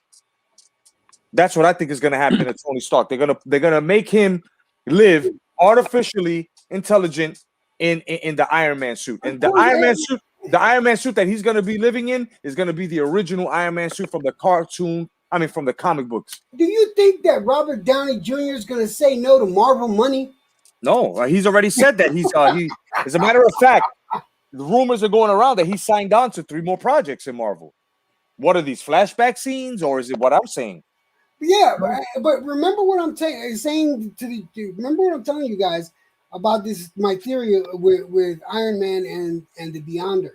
All right. What was it that that Vision said when they were talking about the Sokovia Accords? All right. Ever since Iron Man in specific came out, that's when all these superpowered beings started coming out. Right. All these hyper intelligent beings that wanted to kill him and be the top dog. That's when they came out. This is why my theory on what's going to happen and why I feel the Beyonder is going to be the next Thanos level bad guy. Now, Galactus could be the next Thanos level because Galactus is fucking awesome, but I'm thinking 10 years down the road, just like it took 10 years to get to Endgame. Right. I'm talking about 10 years after Endgame. I really believe it's going to be Secret Wars 1 and 2. Yeah, and it's gonna. What's up, Joshua? And it's gonna be. I think it's gonna be something where, if they bring in Fantastic Four are able to bring in Doctor Doom, Silver Surfer, and Galactus because they originally are from that storyline. So bringing in the Fantastic Four brings in 3 new fucking characters, right? Because when Spider-Man came in, Spider-Man brought in Dr. Octopus, but these were different Spider-Mans, right? Then when they actually did 1 and 2 with Garfield, they brought in a couple of other guys, but that wasn't good enough. Then when they did it with Tom Holland, they put Mysterio, Vulture, right? And they were good. So I think like you said, Jed, I think we're already down the line. I think the next kickoff is going to be Galactus. Boom. He's going to be the problem. He's going to be the straight problem. You think it's going to take less than 10 years this time? I think they're going to pick it up from. No, I'm talking about a 10-year jump. Now, I do believe in the 10 years we're going to see Galactus. We're going to see Adam Warlock. We'll probably see Molecule Man. Right. But you're right about. I'm sorry, did I interrupt you? No, I interrupted you. My bad. Oh, I do believe, but I'm saying when I say Thanos level, look at all the history that happened in the past 10 years. All these movies led to one place, right? What Right. I'm saying, right, is that in the next 10 years, they have to introduce all these characters, right? All these new bad guys, Galactus included, Adam Warlock included, fucking Silver Surfer. What was the other Herald name? The guy, he was fucking OP as fuck. He beat the shit out of the Hulk twice. Which one? Hold on a second. I'm trying to think of his name. All I gotta say is if they ever do a World Breaker Hulk, oh my god. I feel sorry. World Breaker Hulk is gonna happen. And gonna- so is Maestro. I think it's gonna be through She-Hulk that we're gonna get World Breaker. Yeah. Yeah. Because I seen it like this. They try to give us Planet Hulk, and that was a great fucking series, bro. They try to give us Planet Hulk through you know, Ragnarok. through Ragnarok, yeah, and it was they came close, but fuck, man, I got so mad because I thought they were gonna follow up, and I was like, all they did was borrow bits and pieces from it, really, like fuck, man. But they got to keep you thinking, Jay. They got to keep you thinking. They can't stick to the comic book stories, or people are going to spoil the story for them. No. But the problem with that, the reason why I say that is because look, to make World Breaker Hulk, you have to kill Sakar, you have to kill the wife and the kid, right? And everybody that looked a cool addition. That's what I'm saying. That looked up to the Hulk, and that's why he becomes the World Breaker to come back to the world, planet Earth, and break it, to kill those that send them on that shuttle to that planet, right? So for them to pick and pry like that and just use little pieces of it, they totally destroyed trying to make a Planet Hulk, because the power guard that they had that restricted their powers, that was part of that. The arena fighting was part of that. They even mentioned Silver Surfer because they said the silver one with the long board that he defeated, right? He was there in the comic book. They didn't show him there. So this is what I mean. Like, when you pick and pry from a story that was so great like that and put it into this just to filibuster shit, and then us fans can't even talk about it, because now if they try to do that again, now they have to leave out certain things. They have to leave out the power tamer. They have to leave out. They have to show us the Silver Surfer. I don't think they have the rights for that just yet. No, you know what I'm saying? That's what I'm saying. Like, they have so much to show us, but what they did was they picked and pried and threw it at us just to filibuster the movie. And that right there, when I saw, I was like, that's fucked up. They never should have did that. I can understand he was enslaved there and they kept him there, but using that power, the power restrictor, and you know. But here's the problem. The problem. The reason why they couldn't do that is because Universal still has the rights to the Hulk. Right. They can't make a movie that's central around Hulk because Universal still has the rights for making a movie of just the Hulk. But they can use the Hulk all they want if he's not the main character of the fucking movie, which I like, because because the way they did Ragnarok, in my opinion, was fucking perfect. Yeah, you know, I thought they did it, and I love the changes that they made to Thor. You know, and they made Chris Hemsworth more comedic, because he has a good comedic timing when it comes to these movies, and him and Mark Ruffalo did a great job together. Yeah. Okay. That being said, all right. That being said, moving on to World Breaker Hulk, is they might team him up either with She-Hulk, although that doesn't seem to work either. They might team him up with either She-Hulk or the She-Hulk's gonna take the mantle. Or they can move. They could do a lateral movement and team him up with Captain Marvel. And here's why I say the only other person that can stand up to Hulk other than Thor is who? Well, there's you can't put him up against Scarlet Witch.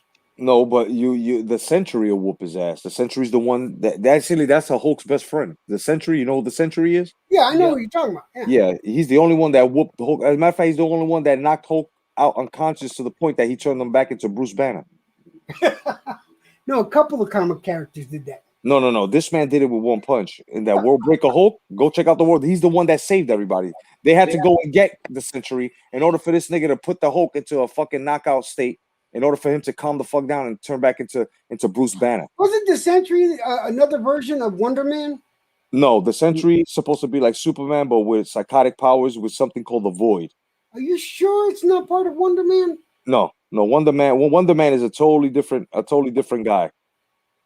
Because I remember Wonder Man is where they made Vision off of, and then Wonder Man was also another part of the storyline where his essence. I'd have to look that up because I think Wonder Man had something to do with Century. Yeah, I think I could be wrong. Because Century was just bought back by Michael Bendis, right, in the late 90s. And what they did was, since he was so old school, he was part of, like, before Marvel Comics was called Marvel Comics, they were called Action Comics or something. They had made the Century, the man with the power of 10 million or 10,000 suns or something, 100,000 suns or whatever. And he was supposed to be the answer to Superman. And the sales were going good, and then they went bad, and they actually discontinued him. Then, then Michael Bendis brought him back, and he gave him this whole psychotic side of him where he has this dark rift in him called the Void. So this is why he never turned into Century again and kept it hitting, because every time he turned into Century, the Void was always trying to get him to do bad shit. It's fucking awesome, bro. Now check this out. If you remember your comics, I would love to see this. Remember when Marvel Comics wanted to introduce a new universe? And they called it that, New Universe. Yeah. They had these two characters. One was the mercenary, which I thought was an awesome character, right? Kind of like Punisher. Right. And the other was Starbrand. Then what they did was they found a way to fold into, because there was also mutants. Right. There were also mutants in the new universe. Right. One of them had a shadow power. Now they already brought one of them into Deadpool, which was Zeitgeist. Right. Zeitgeist was part of the new universe. I'm wondering if they're going to bring Starbrand into the Marvel cinematic universe. Well, was Starbrand part of any important storyline? Yes, he was. Which one? When they brought him in, this was after Secret Wars. Okay. They did the fold after Secret Wars. I'm wondering if they're going to try to do anything with that. Because they brought Zeitgeist in. Yeah. Actually, that was Sony. No, was it Sony? No, it was Fox. That was Fox that did it with Deadpool. Deadpool 2. Yeah. The guy that throws up and the acid and shit. Yeah, acid. Yeah. That's Zeitgeist. Yeah. He was in the new universe.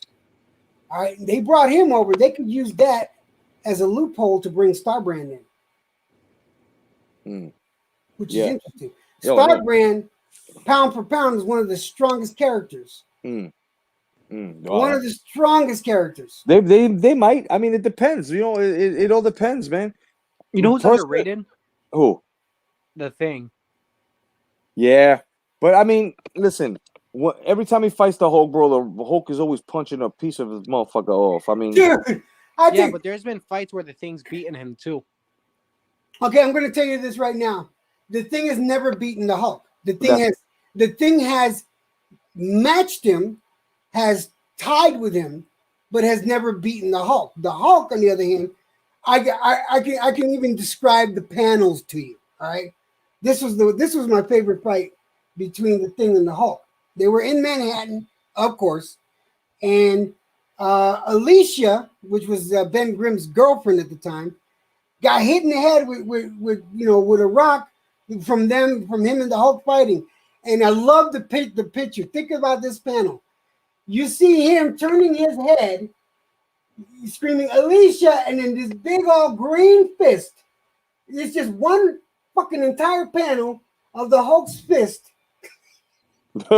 And Ben Grimm not looking, trying to find out what happened to Alicia. And the next page, all you find out is Ben Grimm is fucking comatose for like weeks. Yeah. Yeah. That was the last page of the comic book. That was the last panel of him being sprawled out by the Hulk. Bro, nobody's beating World Breaker Hulk, bro. This nigga knocked out this look. It got to a point that he knocked out She-Hulk, bro. Okay? He knocked her the fuck out. He was the first one to ever knock She-Hulk out. The second one was Iron Man. This nigga had to go Mach 3 with a fist right into her fucking jaw to knock this bitch out. All right? So that goes to show you World Breaker Hulk is gonna take the whole Marvel universe and possibly DC to stop this dude, bro. You know what I mean? Like the Same whole thing with an angry Superman. I mean, yeah, but you know what though? You know what? When it comes to gamma radiation, and it comes to Superman who feeds off of radiation, see, Superman burns out. The Hulk doesn't. Think about this. The madder he gets, the stronger he gets. Exactly. See, the Hulk's strength is gamma radiation. He's a burning nuclear active. He's a burning nuclear reactor. He's like Godzilla. Worse because. No, I'm saying it's kind of like Godzilla. No, but I'm saying it's worse than Godzilla. See, because at least Godzilla gets to excogitate that shit. Like he gets to release it. Godzilla gets tired. The Hulk won't get tired. The Hulk, as he gets mad, he gets energized, bro. And it's like I feel that in the Incredible Hulk with Ed Norton when he was fighting Abomination, they made him so weak because the first thing he was supposed to do as soon as he got mad, bro, he was supposed to snap this nigga in half, right? and all they did was have him choke this dude out with a chain. Really? Like, come on, dog. The Hulk was supposed to Hulk really smash and break this nigga and turn him into tapioca. You know what I mean? But what happened? Yeah. This is what I mean. The next time they gotta dumb them down some. They can't, because then you'll lose the movie audience. You lose the non-comic book movie audience. You gotta remember this is yeah, but I have to strongly disagree because think about it. When you're going, it's like a roller coaster ride, right? When you go on a roller coaster ride, what are you expecting? You're expecting G-forces. You're expecting to be whipped back and forth. So you brace yourself for that. When you go to see the Hulk, you read the comics. You know the destruction this nigga's supposed to bring. You know how the Hulk stands. So if you dumb him down a bit or even dilute this motherfucker, he's weak. Think about it. He's weak. It's like the Hulk when they had Eric Bana playing, right? Right.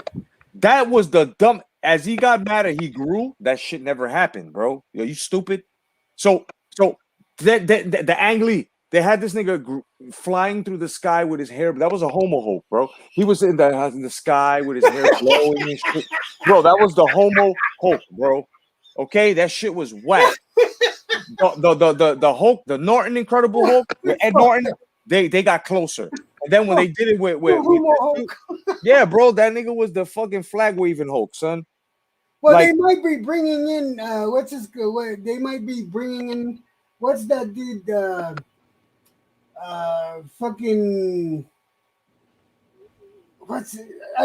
It's the love interest to Scarlet Witch's son. Oh God, bro, they trying to turn everybody gay, bro. These motherfuckers are talking about a gay Joker. They were talking about giving Iceman a lover. They would, man, listen, bro. No, man, stop this shit, bro. They try to turn Spider-Man gay. Are you stupid? Mary Jane. Everybody who has drawn Mary Jane is a great piece of ass for Peter, bro. She's a yo. Look. Mary Jane is a supermodel and a soap opera actress. That bitch is bad, dog. How you gonna turn Spider-Man, Peter Parker, bro? Good night, bro. Bob. Into a fucking gay guy, bro. How do you do that? My man OG, have a good night. OG and Val Bob, definitely, man. Have a good night, my brother. Like how do you turn this guy gay? I don't have nothing wrong with it, but you just don't do that. If you're going to introduce a new character that's homosexual, then do that. No, that's what they're gonna do, though. That's what I'm saying. The guy, I think his name is Junior Hulk. Is that it? They're part of the Young Avengers. No. The Hulking. The Hulkling. Yeah, that's it. Hulkling is a LBGT. Oh man, why? Why did they? But he never was that with the New Avengers. I used to read the New Avengers. He wasn't like that. They never clarified what he was until a few years ago. Then they made him LGBT, and he's the love interest Scarlet Witch's son, the one with her same powers. That's fucking whack. And then I was watching some animation. I think it was the new Justice League that dropped from the old school. And Young Justice? no, actually, no. I did see it. No. It was I saw Red Sun with the Russian Superman. You guys ever seen that Red Sun? Oh yeah, yeah. Oh yeah, that was good. That was awesome, bro. That shit was awesome, That was right? pretty So check it fucking out. Check it out. So in that universe, there was a scene where Superman was dancing with Wonder Woman, and he tried to make a move on her, and she pushed him back, and she goes, "I'm an Amazon. I'm surrounded by women. If you catch my drift." Like basically, she was a lesbian. I heard she was What? bisexual in that universe, though. But this is what I'm saying: the real Wonder Woman is in love with Steve, bro. Yeah. No, actually, she was bisexual from the beginning. Even back in the 1940s, they never wanted to admit it. They always drawn it that way, though. She's always been bisexual from the beginning. Never totally lesbian, never totally heterosexual, but her biggest love interest was always Steve. Yeah, exactly. No doubt, Mr. Boswell. No Her doubt, best Tony. love interests were men, so I feel like it's better if they write her as true. Yeah, definitely. You know, but I look, they just need to leave the sexuality and comic books alone because all we know is this: there's action, adventure, and drama. That's it, and a little bit of comedy. You know, when writers are that good to make you chuckle and shit. Because Spider-Man comics used to do that to me. Now all of a sudden they want to come up with, well, Wonder Woman's gonna lick pussy and suck dick. You know, Robin got What fucked in movie his is she in today? like, bro, the death in the family when they killed Robin, right? The Joker, remember that? Yeah. They're trying to say that before the Joker killed Robin, he fucked Robin in the ass. They're trying to say that he sexually abused Robin before he killed him, dog. Didn't he sexually abuse Batgirl, though? That I can see. That I can see. But he didn't sexually abuse her. The Killing Joke, all he did was strip her naked and take pictures of her naked and send it to Gordon. That's all he did. That's all he horrifying, did. though. But these guys are trying to say now that the Joker sodomized fucking Robin, dog. That's even more of a reason for Batman to start fucking killing niggas. Know what I mean? Like, Motherfuckers gonna go all Rick Grimes on motherfuckers. I'm serious, bro. I'm serious. I will kill you. You're not fucking my son. I'll bite your neck off, motherfuckers. That's crazy. And then look, the worst thing they did was give Bruce Wayne a son. Fucking Ra's al Ghul's daughter, and then making this kid some fucking spoiled brat. And on top of making him a spoiled brat, he's unappreciative, and this nigga got superpowers. Yeah, they did. Well, No, those but powers were isn't his amazing, superpowers equivalent to like Captain America? He's not like overpowered. Bro, in DC, that's overpowered, bro. Being a super soldier like that, bro, on Batman's team, or Robin being a kid being superhuman, bro. That's ridiculous, bro, because they put him in the lava, the pit, I mean. Well, I heard those powers faded away, though. Yeah, well, you know what? They better fade away, but then it will make no sense. You see, this is why I hate DC, bro, because they always look. Common sense readers like us, this is what we see when we see shit like that. Okay, so the powers faded, and it was to resurrect him. So if the powers faded, shouldn't he fade too? Shouldn't his lifespan fade too? Right? Because that is a life source. This is what I mean. Makes no sense. If you put this nigga in a resurrection pit that gives him powers and life, if the powers are fading, his life source should be fading too. But that's what I think. I got a question for you. Yeah. I know it was like an up and down thing, though. Yeah. Go ahead, Jed. All right, here's the question. And this is Marvel related, not DC related. What story? Because I'm going to tell you mine first. What story would you like to see with the X-Men? What would you think would be the first story you'd like to see with the X-Men? For me, right? Since we're so far into the Marvel Cinematic Universe, all right, I would like them to start off with the Marauders. That would be dope. And if the people in chat don't know, the Marauders was part of the story of Secret Wars. Yep. Just so you understand, it was a sub part of the Secret Wars story, and this was enveloped into Secret Wars. But the Marauders were a band of mutants that Apocalypse had enhanced. They weren't his horsemen, but they were mutants that Apocalypse enhanced. One of them was like a hunter type. Another one was like a cyclone. Another one was a teleporter. Anyway.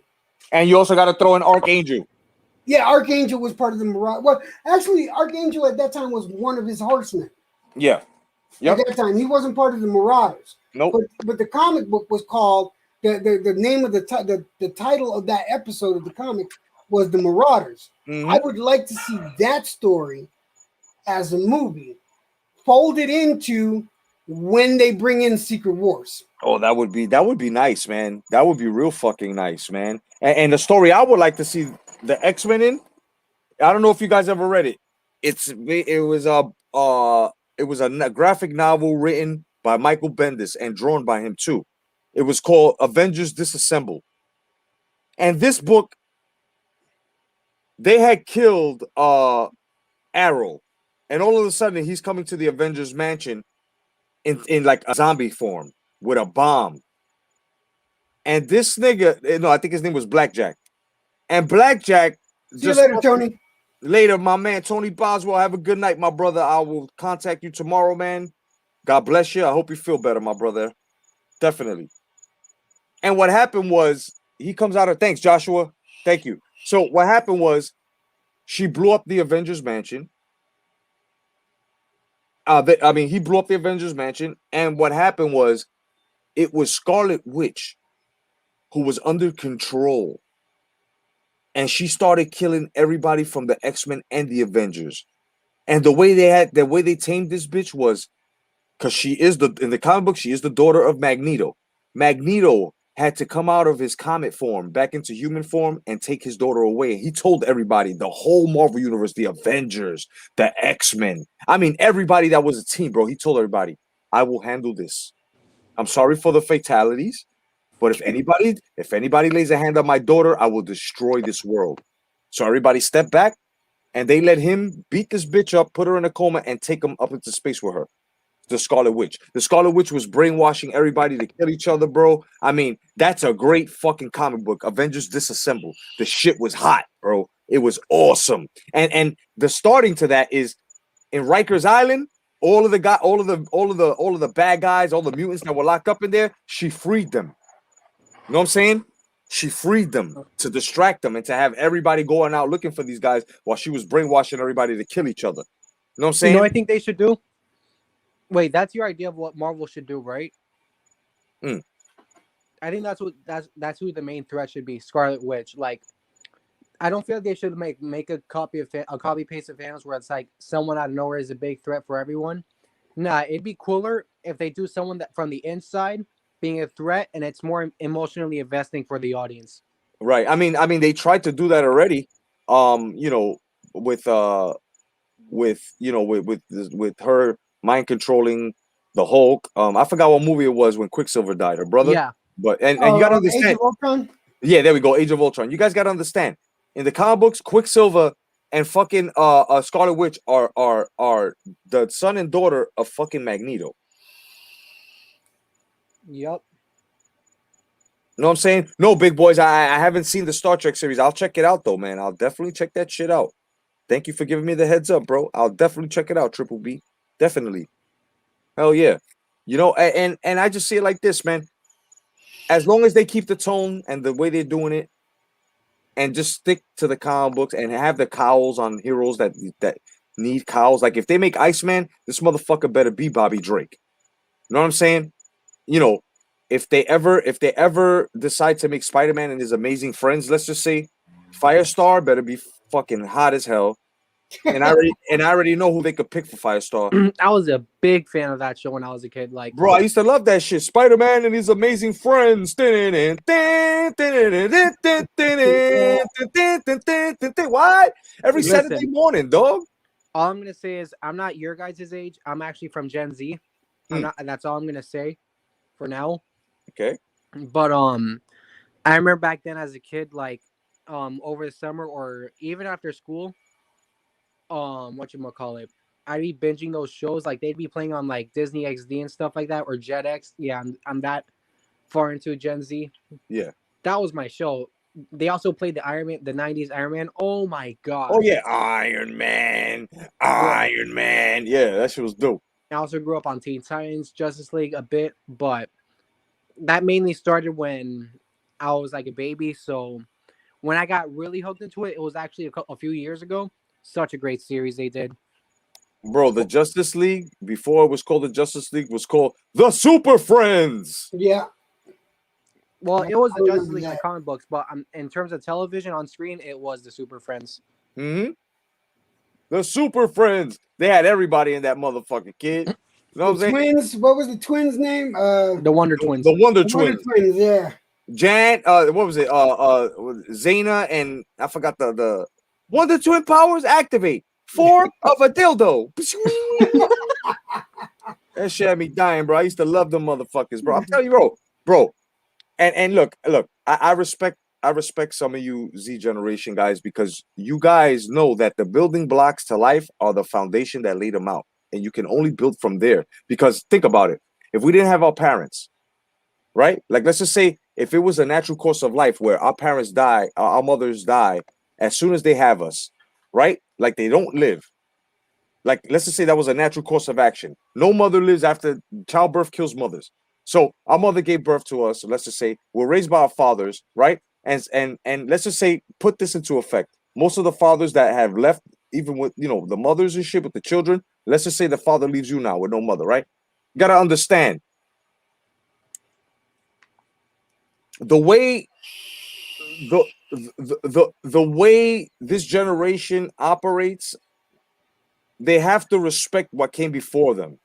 They can always build, they can always add on to it and start new things, but you have to have a foundation, right? So like if let's just say people in the 1800s, let's just say, or before that, started building buildings with a brick foundation, how the fuck are you going to build any building without a brick foundation or any foundation as to that? Think about this, right? Even skyscrapers need a foundation. If we weren't taught about foundation, we would not know. So if our mothers and our fathers were taken out of our lives, right, at such an early, we wouldn't know nothing. So this is how this generation is acting. Some of the Z generation, they're acting like what was before you is a myth.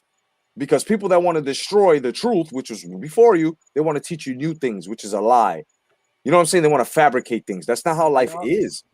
And this is what I mean about people have to respect what came before them. Like our grandparents, our great grandparents, our mothers and fathers, our aunts and uncles. Like you have to look at these people because these people lived their life before. The functions that we have now, they had this way before us. So they taught us how to use our functions. So how the fuck are people, are kids from this generation actually saying, "Oh, you're old. What you used to do, that shit don't rock no more." Yeah, motherfucker, let's try your way. And this is what we're doing. We're trying it their way, and look what they've destroyed. Everything. Because they just don't know, because they're not following foundation. Had they followed foundation and followed what came before them, then they would know. And then they would let go and they would operate freely to a point where life makes sense to these motherfuckers. It would make sense. Everything falls in tandem, but no, these motherfuckers, I want to be different. You don't even know how to be different. Learn the foundation of how to be different first before you go out and say you're different. And all you're really doing is being the same person that destroys everything that's good for them. Listen, I'm gonna say this respectfully, but Yeah.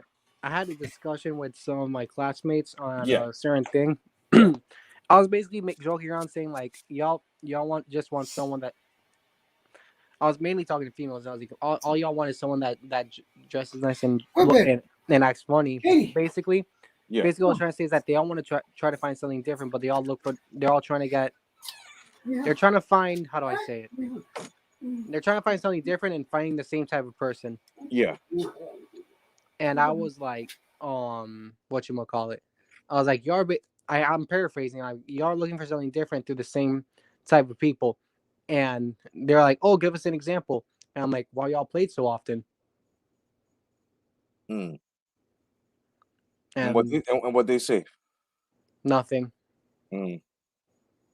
That's crazy, kid. Big Boys is crazy. He goes, also, if you haven't seen it, the 100, yeah, bro, that shit was ill. Apparently, it's not like that new, but I just found it and it was fairly interesting. If you like the Surviving the End of the World shirt, no doubt, brother, no doubt. Yeah, the 100 is crazy. My wife put me up on that series. That shit is crazy, son. That 100 shit is nuts. But I might have to check it out.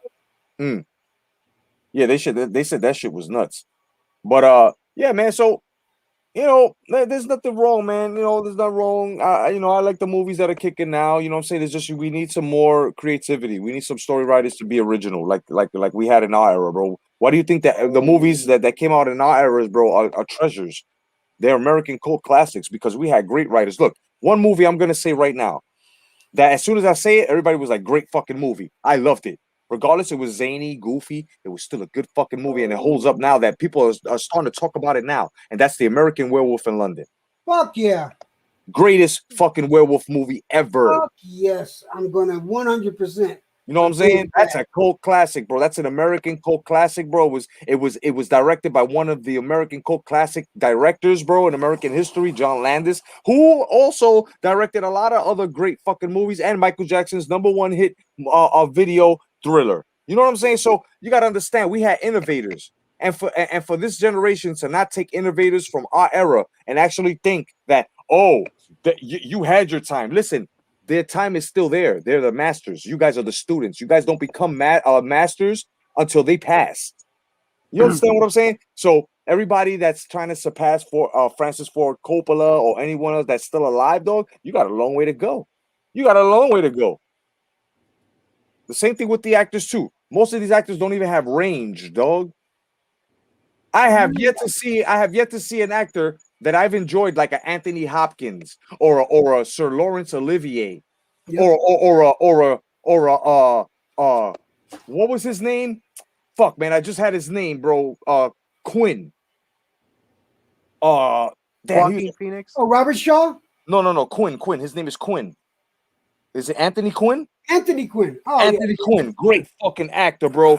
Harrison Ford. Motherfucking Clint Eastwood. Like, they're old, yes, but it's just the point, bro. These people do not act today, bro. They have no range whatsoever. You cannot fall in love with these fucking actors, bro. What I mean falling in love is look, when I first saw Sir Laurence Olivier in Clash of the Titans, the original one, as Zeus, I was like, who is this old man? This guy is fucking powerful. Bro, the way he was acting, the way he delivered his lines. So when I first saw Clockwork Orange with Roddy McDowell, bro, I was bugged the fuck out. His performance, fucking awesome. We had Michael Caine, an actor from England, who, bro, a veteran. My God, like people gotta understand, bro. Our actors had range, bro. We had Glenn Close. We had Sally Field. We had Sissy Spacek. We had Deborah Winger. We had so many great actors and actresses that had so much fucking range. But what happened? Hollywood decided to flip it and say, you know what? We could get into the minds of these young guys. Think about actors. What about Alec Guinness, the original Obi-Wan Kenobi? I mean, all the great movies. Sir Alec Guinness was fucking genius, bro. Genius. All of these. I can only think of a handful of actors from this generation, right? That can even hold any water. Like I'm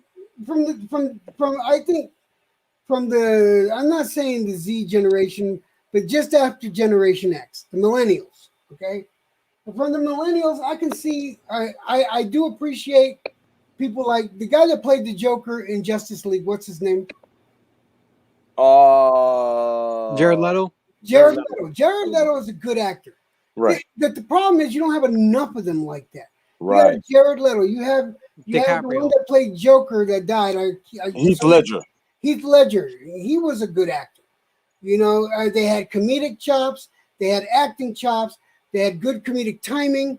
They ran the gambit. But the problem is, there's not enough of them. Right. There's not enough of them. Not like the Gen Xers and the baby boomers. You had so much talent, and it seems to be dwindling down to just like a handful. Right. And that's what I think Jedi is trying to say. You know, there's not enough. And there's Yup. no, you guys have no representation. And I think the reason why you have no representation is because there's a lack of respect and or no, I think just a lack of respect for the art. Right. I'm not talking about you in particular. Don't get me wrong. No. I I'm understand just- exactly what you're saying. I'm just saying in general. Right. No, you're absolutely. That's exactly what I mean. Like, you have to respect that. You know what I'm saying? Like, look. It's just like when you first learn to ride a bike. The person that taught you to learn how to ride that bike, right? You wouldn't know. You wouldn't know how to ride that bike if that person didn't teach you. So everybody who wanted to be an actor, just like everybody who wanted to be a boxer, everybody who wanted to be a basketball player, they wanted to do this because they were inspired by someone who was in that field. You know what I mean? These guys didn't go on it because of money, because money came with the territory. The better you were, the more money you got. Those are facts. Look at Mike Tyson. To this day, the highest paid heavyweight ever. And Anthony Joshua was getting close, but it just comes to the fact. Reason why Mike Tyson got so much money, reason why Mike Tyson has so much fame is because of the way he fought in that ring. It's because of his work ethic. Why do we know Mike Tyson? Because the way he used to knock motherfuckers out. Work ethic. So when it comes to these actors, you can't even make spectacular movies the way we used to have them, where if you have something like a Cannonball Run and you got guest stars, you got Sammy Davis Jr., you got fucking Frank Sinatra's, and mind you, these are singer entertainers in movies, right? And then you've got Burt Reynolds, Dom DeLuise, Farrah Fawcett. Oh my God. I mean, you had all stars, exactly. All stars. You can't do that now, can you? No, you can't. You can't do that now. They even tried to make something called the Rat Chase or something like that. That was sort of like a Cannonball Run. Flopped totally. You can't do it again. You know why? Because there's no respect for foundation. You guys have to study, whether it's in sports, whether it's in entertainment, anything, music, anything. Go back to the roots. You will know better. You know who got a little bit of a handle on that? That were able to put a bunch of people. The fucking the brothers that did Endgame and Infinity War. Yeah. Look how many people they got together, and they did it right. Right. And no one outshined anyone else. And see, that's a perfect example. It's like only a select few can do this. Right. You know, whereas to back in the day, there were more people capable of doing this type of entertainment and be able to put and get these type of people together. It's not happening the same today, but maybe with a little more seasoning. You know, it's the same thing with boxing in this generation. You can't even make a Fabulous Four the way we had it. You can't do that these days because there aren't four bad motherfuckers who are actually fighting each other. You know what I'm saying? Like, it's ridiculous. 115. It's ridiculous, man. It's ridiculous. And you know what? Like I said, it's just the disrespect, and it's okay because I wouldn't even call it disrespect. I would just call it the lack of knowledge that these guys are cheating themselves, bro. They cheat these guys, and I'm not talking to you, Gerson. I'm talking about, you know, the Gen Xers.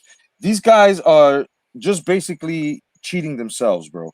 They're cheating themselves out of knowledge. They're cheating themselves out of morale. They're cheating themselves out of what, you know, what's to be in life. And you know, if you don't have anyone telling you pull your pants up, if you don't have anybody telling you a real man ties his fucking sneakers, if you ain't got nobody telling you what you're not doing right, son, then you might as well be considered a lost cause, bro. You know what I'm saying? Now, as a man or a woman, if you're grown, you should already have these values instilled in you. If you don't, obviously something happened where you didn't pay attention and you raised yourself up wrong. Because along with your parents raising you, you're raising yourself. How do you do that? You got to pay attention and make sure that the path that they lead you in, you take those. So if they tell you, you stupid motherfucker, don't go through A and don't go through B. Go through C, because A has a lion and B has a fucking great white. C is just straight grass and everything. And what is it that most of you motherfuckers do? Become rebellious for no reason, not even curious, just because they said don't do it. You're going to do it. And what happens? What happens? When you open A, you get your arm shifted. When you open fucking B, you get your foot snagged. Then you go through C. Yeah. All right, and then you finally decide to go through C, and what happens? You're fucking fucked up in life. Just because you decided not to listen. And this is what's going on right now.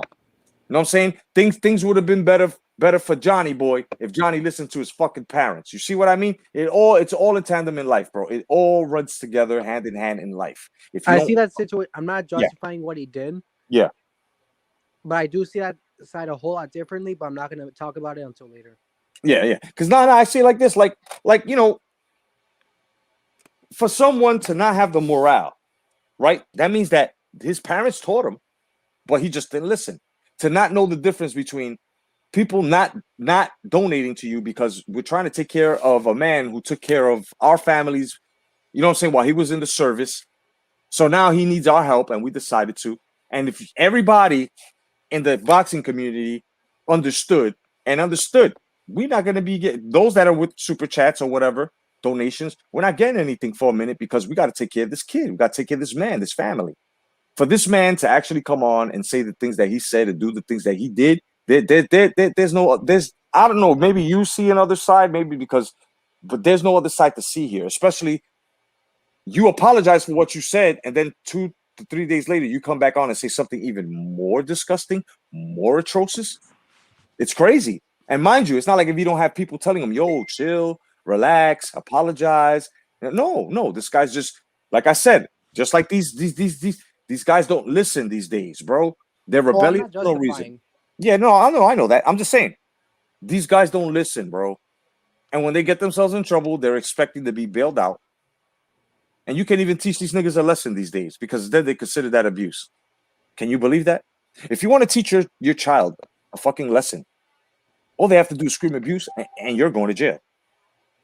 It's crazy. That's why I don't like that one law that they're trying to pass. The one of if the parents don't give the kids the drugs that they need to be whatever they want to be, you know, gender wise, the parents could be arrested for quote unquote child abuse. Yeah, and I see it like this. What's really child abuse is giving a child at the age of 9 or 13 or 15 or even fucking 16 the whole motherfucking decision to fucking cut off their privates and become something that they're just going to phase through. You know? Just because they're going through a phase. Because there's been a lot of transgender kids now that have become young, whatever, and they're like, I want to go back to my sex and I can't. They regret. But do you think they'll report that to us, brother? They won't. Not only that, but some of those drugs that they're trying to take increase the chances of all kinds of diseases like cancer and tumors and all that shit because it's changing your genetics. People don't understand. God gave you a gift, and that's you. And he made you for a reason. And there's a reason why you're you, right? So if there's a reason why you're you, don't you think that you're a bit corrupted? Not you personally, but, you know, people that are changing themselves, that are transforming. Do you not understand that you are destroying the image of God? You are destroying yourself, and at the same time, you're doing what Lucifer wants you to do, which is be a Baphomet, which is have breasts on top and you know and have privates on the bottom. That's what they're trying to do to you. That's what they're trying to do to you. This is a whole agenda, and I don't understand how people don't see that. Here's the thing about that. Yeah, and this is something that one of my Connect group leaders told me, / youth leaders. Yeah. The devil's goal is not to make you sin. It's to take your identity away. Right. And to make you worship him, because that's what he's praising for, worship. You know what I mean? He's tried, look, he couldn't make Jesus bend the knee, but he sure will try to make God's children bend the knee. And a lot of people have. All these Hollywood actors who went and sold their souls. Not all of them have, though. People got to keep that in mind. Bro, trust me, all of them have. You know why all of them have? Because not all of them are speaking up. And the ones that do speak up, they're speaking up because they're in trouble and they've been found out. Each and every person that has, even my favorite actor, bro, each and every one of them niggas have touched kids or have done something sick. All of them. All of them. Even Corey Haim, who had passed and said, there was things that I didn't want to do, but I wanted that money, and unless I didn't, there were a lot of actors that are saying that unless you don't do it, you're not. So the actors that are not doing it, wonder where they are now. Out of Hollywood, outcasted, blackballed. You know what I'm saying? That's what's really happening. Have you seen the documentary Out of Shadows? Yeah. one of the people, like one of the main people, was like, keep in mind, not everyone in the CIA and Hollywood is evil.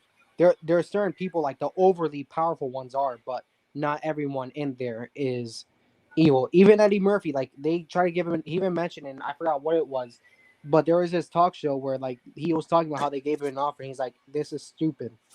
Yeah, well, check this out. When Eddie Murphy got caught with a transvestite, when Eddie Murphy was being investigated for a transvestite saying that he had affairs with him, and all of a sudden the transvestite was dead, was found dead. Like, you see what I mean? You gotta understand, bro. All these guys go through this initiation, bro. They, Oh they no, all of them, and the oh I ones know, I that know, I know. and the ones that are breaking free are the ones that want to be out. Like Kanye West, it's so obvious that he sacrificed his mother and he went crazy, right? He went crazy. Yeah. That's why he came out and said they're lying to you, la la, and this and that. Everybody thought he was crazy, but us, we know what the fuck was going on. We were like, oh shit, he's telling the truth. Here we go. What's up, Tommy? What's going on, my brother Tommy Donahue? What's good, bro? You know what I mean? So I understand where you're coming from, but bro, look, they're not gonna give you millions and millions of dollars or a job that consists of millions of dollars in fame without these motherfuckers trying to get something from you. And you know what that is? It's your soul, bro. And these guys, look, I could get into this. I could really get into this because I know a lot about this. I for one was going to go to Hollywood. I for one was going to be an animator for Viacom. But what happened? What happened? Well, you get certain advances. And I'm not talking about money. You get niggas that want to produce you. Niggas want to get in your ass. Niggas want to suck your dick. Nah, chill.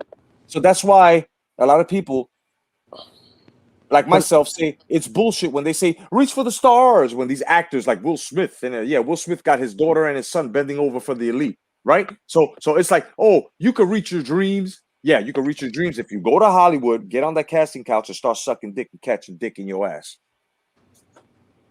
And those are facts. No, for sure that kind of business is there for sure. But as I was saying in that documentary, like they even said at the end, they're like yes, this stuff exists, but not everyone is like that. Hey, like a friend of like mine there's just a lot had of people who death in actually family. I'll be back. like there's a lot of people who actually got to work hard to get to the top, but not everyone is like that. Yeah, well, so far everybody that's been to the top and that has tried to speak either wound up dead or no job. You know, I'll give you an example. Yeah. This guy's face, Eminem, like he probably was into that stuff, but ever since he left, the media's just been bashing on him like they probably would have if he was never a part of it. Well, listen, I'll tell you this. Reason why they don't even bash Eminem anymore is because that's not Eminem.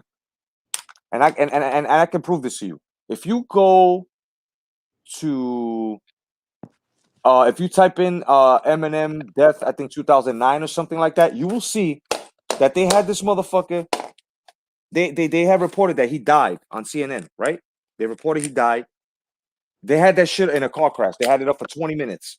Then they took it down. Now ask yourself this question, my brother.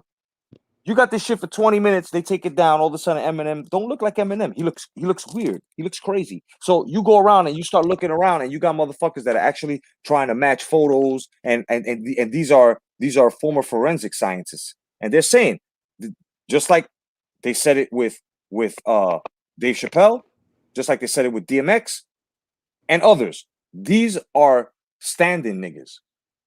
They kill these people.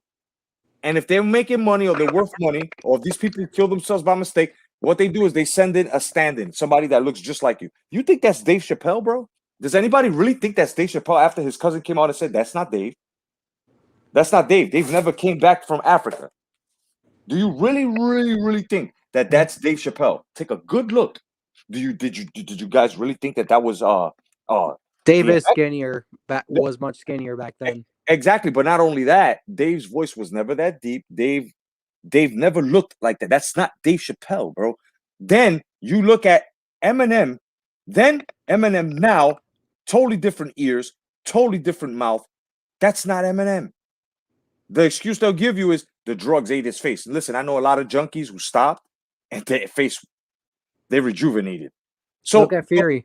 Yeah, you know what I'm saying? Look, then when you go and you look at DMX, That's not DMX, bro.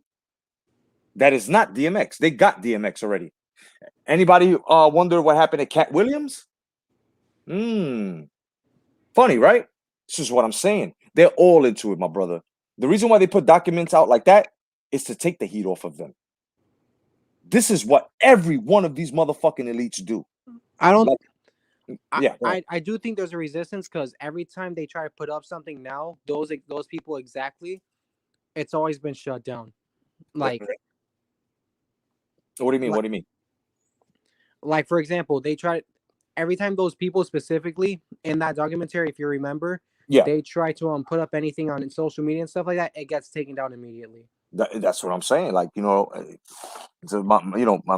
point to be proven is they know things and they give you the devil works backwards, and he'll tell you the truth, but in a lie. So these guys are telling truths, but with lies. So they'll show you, yeah, look, this person, but it's exactly what I'm saying. Now you ask yourself the question, why are all these people blocked? Why do they take this shit down? Because they're telling you something that's half truth and a half lie. And they don't want the half truth to get out there because the half truth becomes a whole, right? So what they do is that's exactly what they knew they was gonna get shut down. No, I mean they knew that they was gonna take all this shit off of them and block whatever the fuck they look at. They're gonna do that. The same thing with the pedophilia sites. The pedophilia sites, bro, you gotta really be a pedophile in order to know what the fuck to do. They got like when you go to like what's that shit called? That fucking IKEA. When you go to IKEA, they got certain furnitures named after girls. When you click on the girl's name, it takes you to another site and they tell you how tall the girl is, nationality, how old she is. It's like they selling hookers, dog. Yeah. I heard about that. It wasn't IKEA. I think it was another bed company. Yeah, it was one of those fucking furniture companies, but they kept doing it like that. They got investigated from what I hear, or they're getting investigated. Well, now, because like I said, it took truth tellers in order to fucking get these motherfuckers to expose that system. Because none of us would have known. You know who else is getting in big trouble? Who? Finally? Pornhub. Oh shit. Yeah, because they be having some young shit on there. Oh yeah. You can even sign a petition. I know in Canada they're very close to getting to court, and America as well. Yeah. This chick, Layla Micklethwait, bro, she's a savage. Like, honestly, if there's any heroes like right now, modern day heroes, it's her. Her and the Exodus Cry team. Those people are like exposing these people. They say X videos is next, but they put these people at a point where like they're looking bad. Like porn stars are leaving the thing. Yeah. A lot of people they had to take out 10 million videos. They're in a glory to God. They're in a spot where they might not come back from. Yeah. Shit. I can understand that. I wouldn't expect the motherfuckers to come back, man. Because these guys, I'm telling you, man, the world is crazy, bro. This is not the world that was meant for us. We're just here, and while we're here, we have to do our good deeds before we go home. And I plan to do that. You know what I'm saying? But that's the end of the end of the show, man. Just want to thank everybody once again. If you want to donate to the channel, then you can definitely come. I'll throw up the link in a minute, and you can donate anything you want. It was great talking with you, though. Yeah, thank you for coming on the panel, man. I appreciate you, Gerson. Definitely, man. Anytime, bro, you want to get up here, you got my blessing, my brother. And everybody else, man, that joined. I just want to tell you thank you very much. Those that have donated, I want to tell you thank you for donating. And the things that are going on now in the world, just hold on, man, and pray for strength, man. You know what I'm saying? The moment you pray for strength, it becomes easier. You know what I mean? So thank you, Gerson, for joining, my brother. Thank you very much. Have a good night, my man. Thank you. And everybody else, thank you so much. It was good seeing you, Tommy. Please come by again. Big boys, thank you for stopping by. I appreciate you. And everybody else in the chat, man. Big boys, it was good seeing you. Vicky Verse, thank you so much. Everyone else, God bless. Stay vigilant. And remember, gain more knowledge in order to become more wiser, man. You guys rock. God bless each and every one of y'all. I'm the Boxing Jedi, Jay Cotto. And this has been Life's Broadcast. Peace.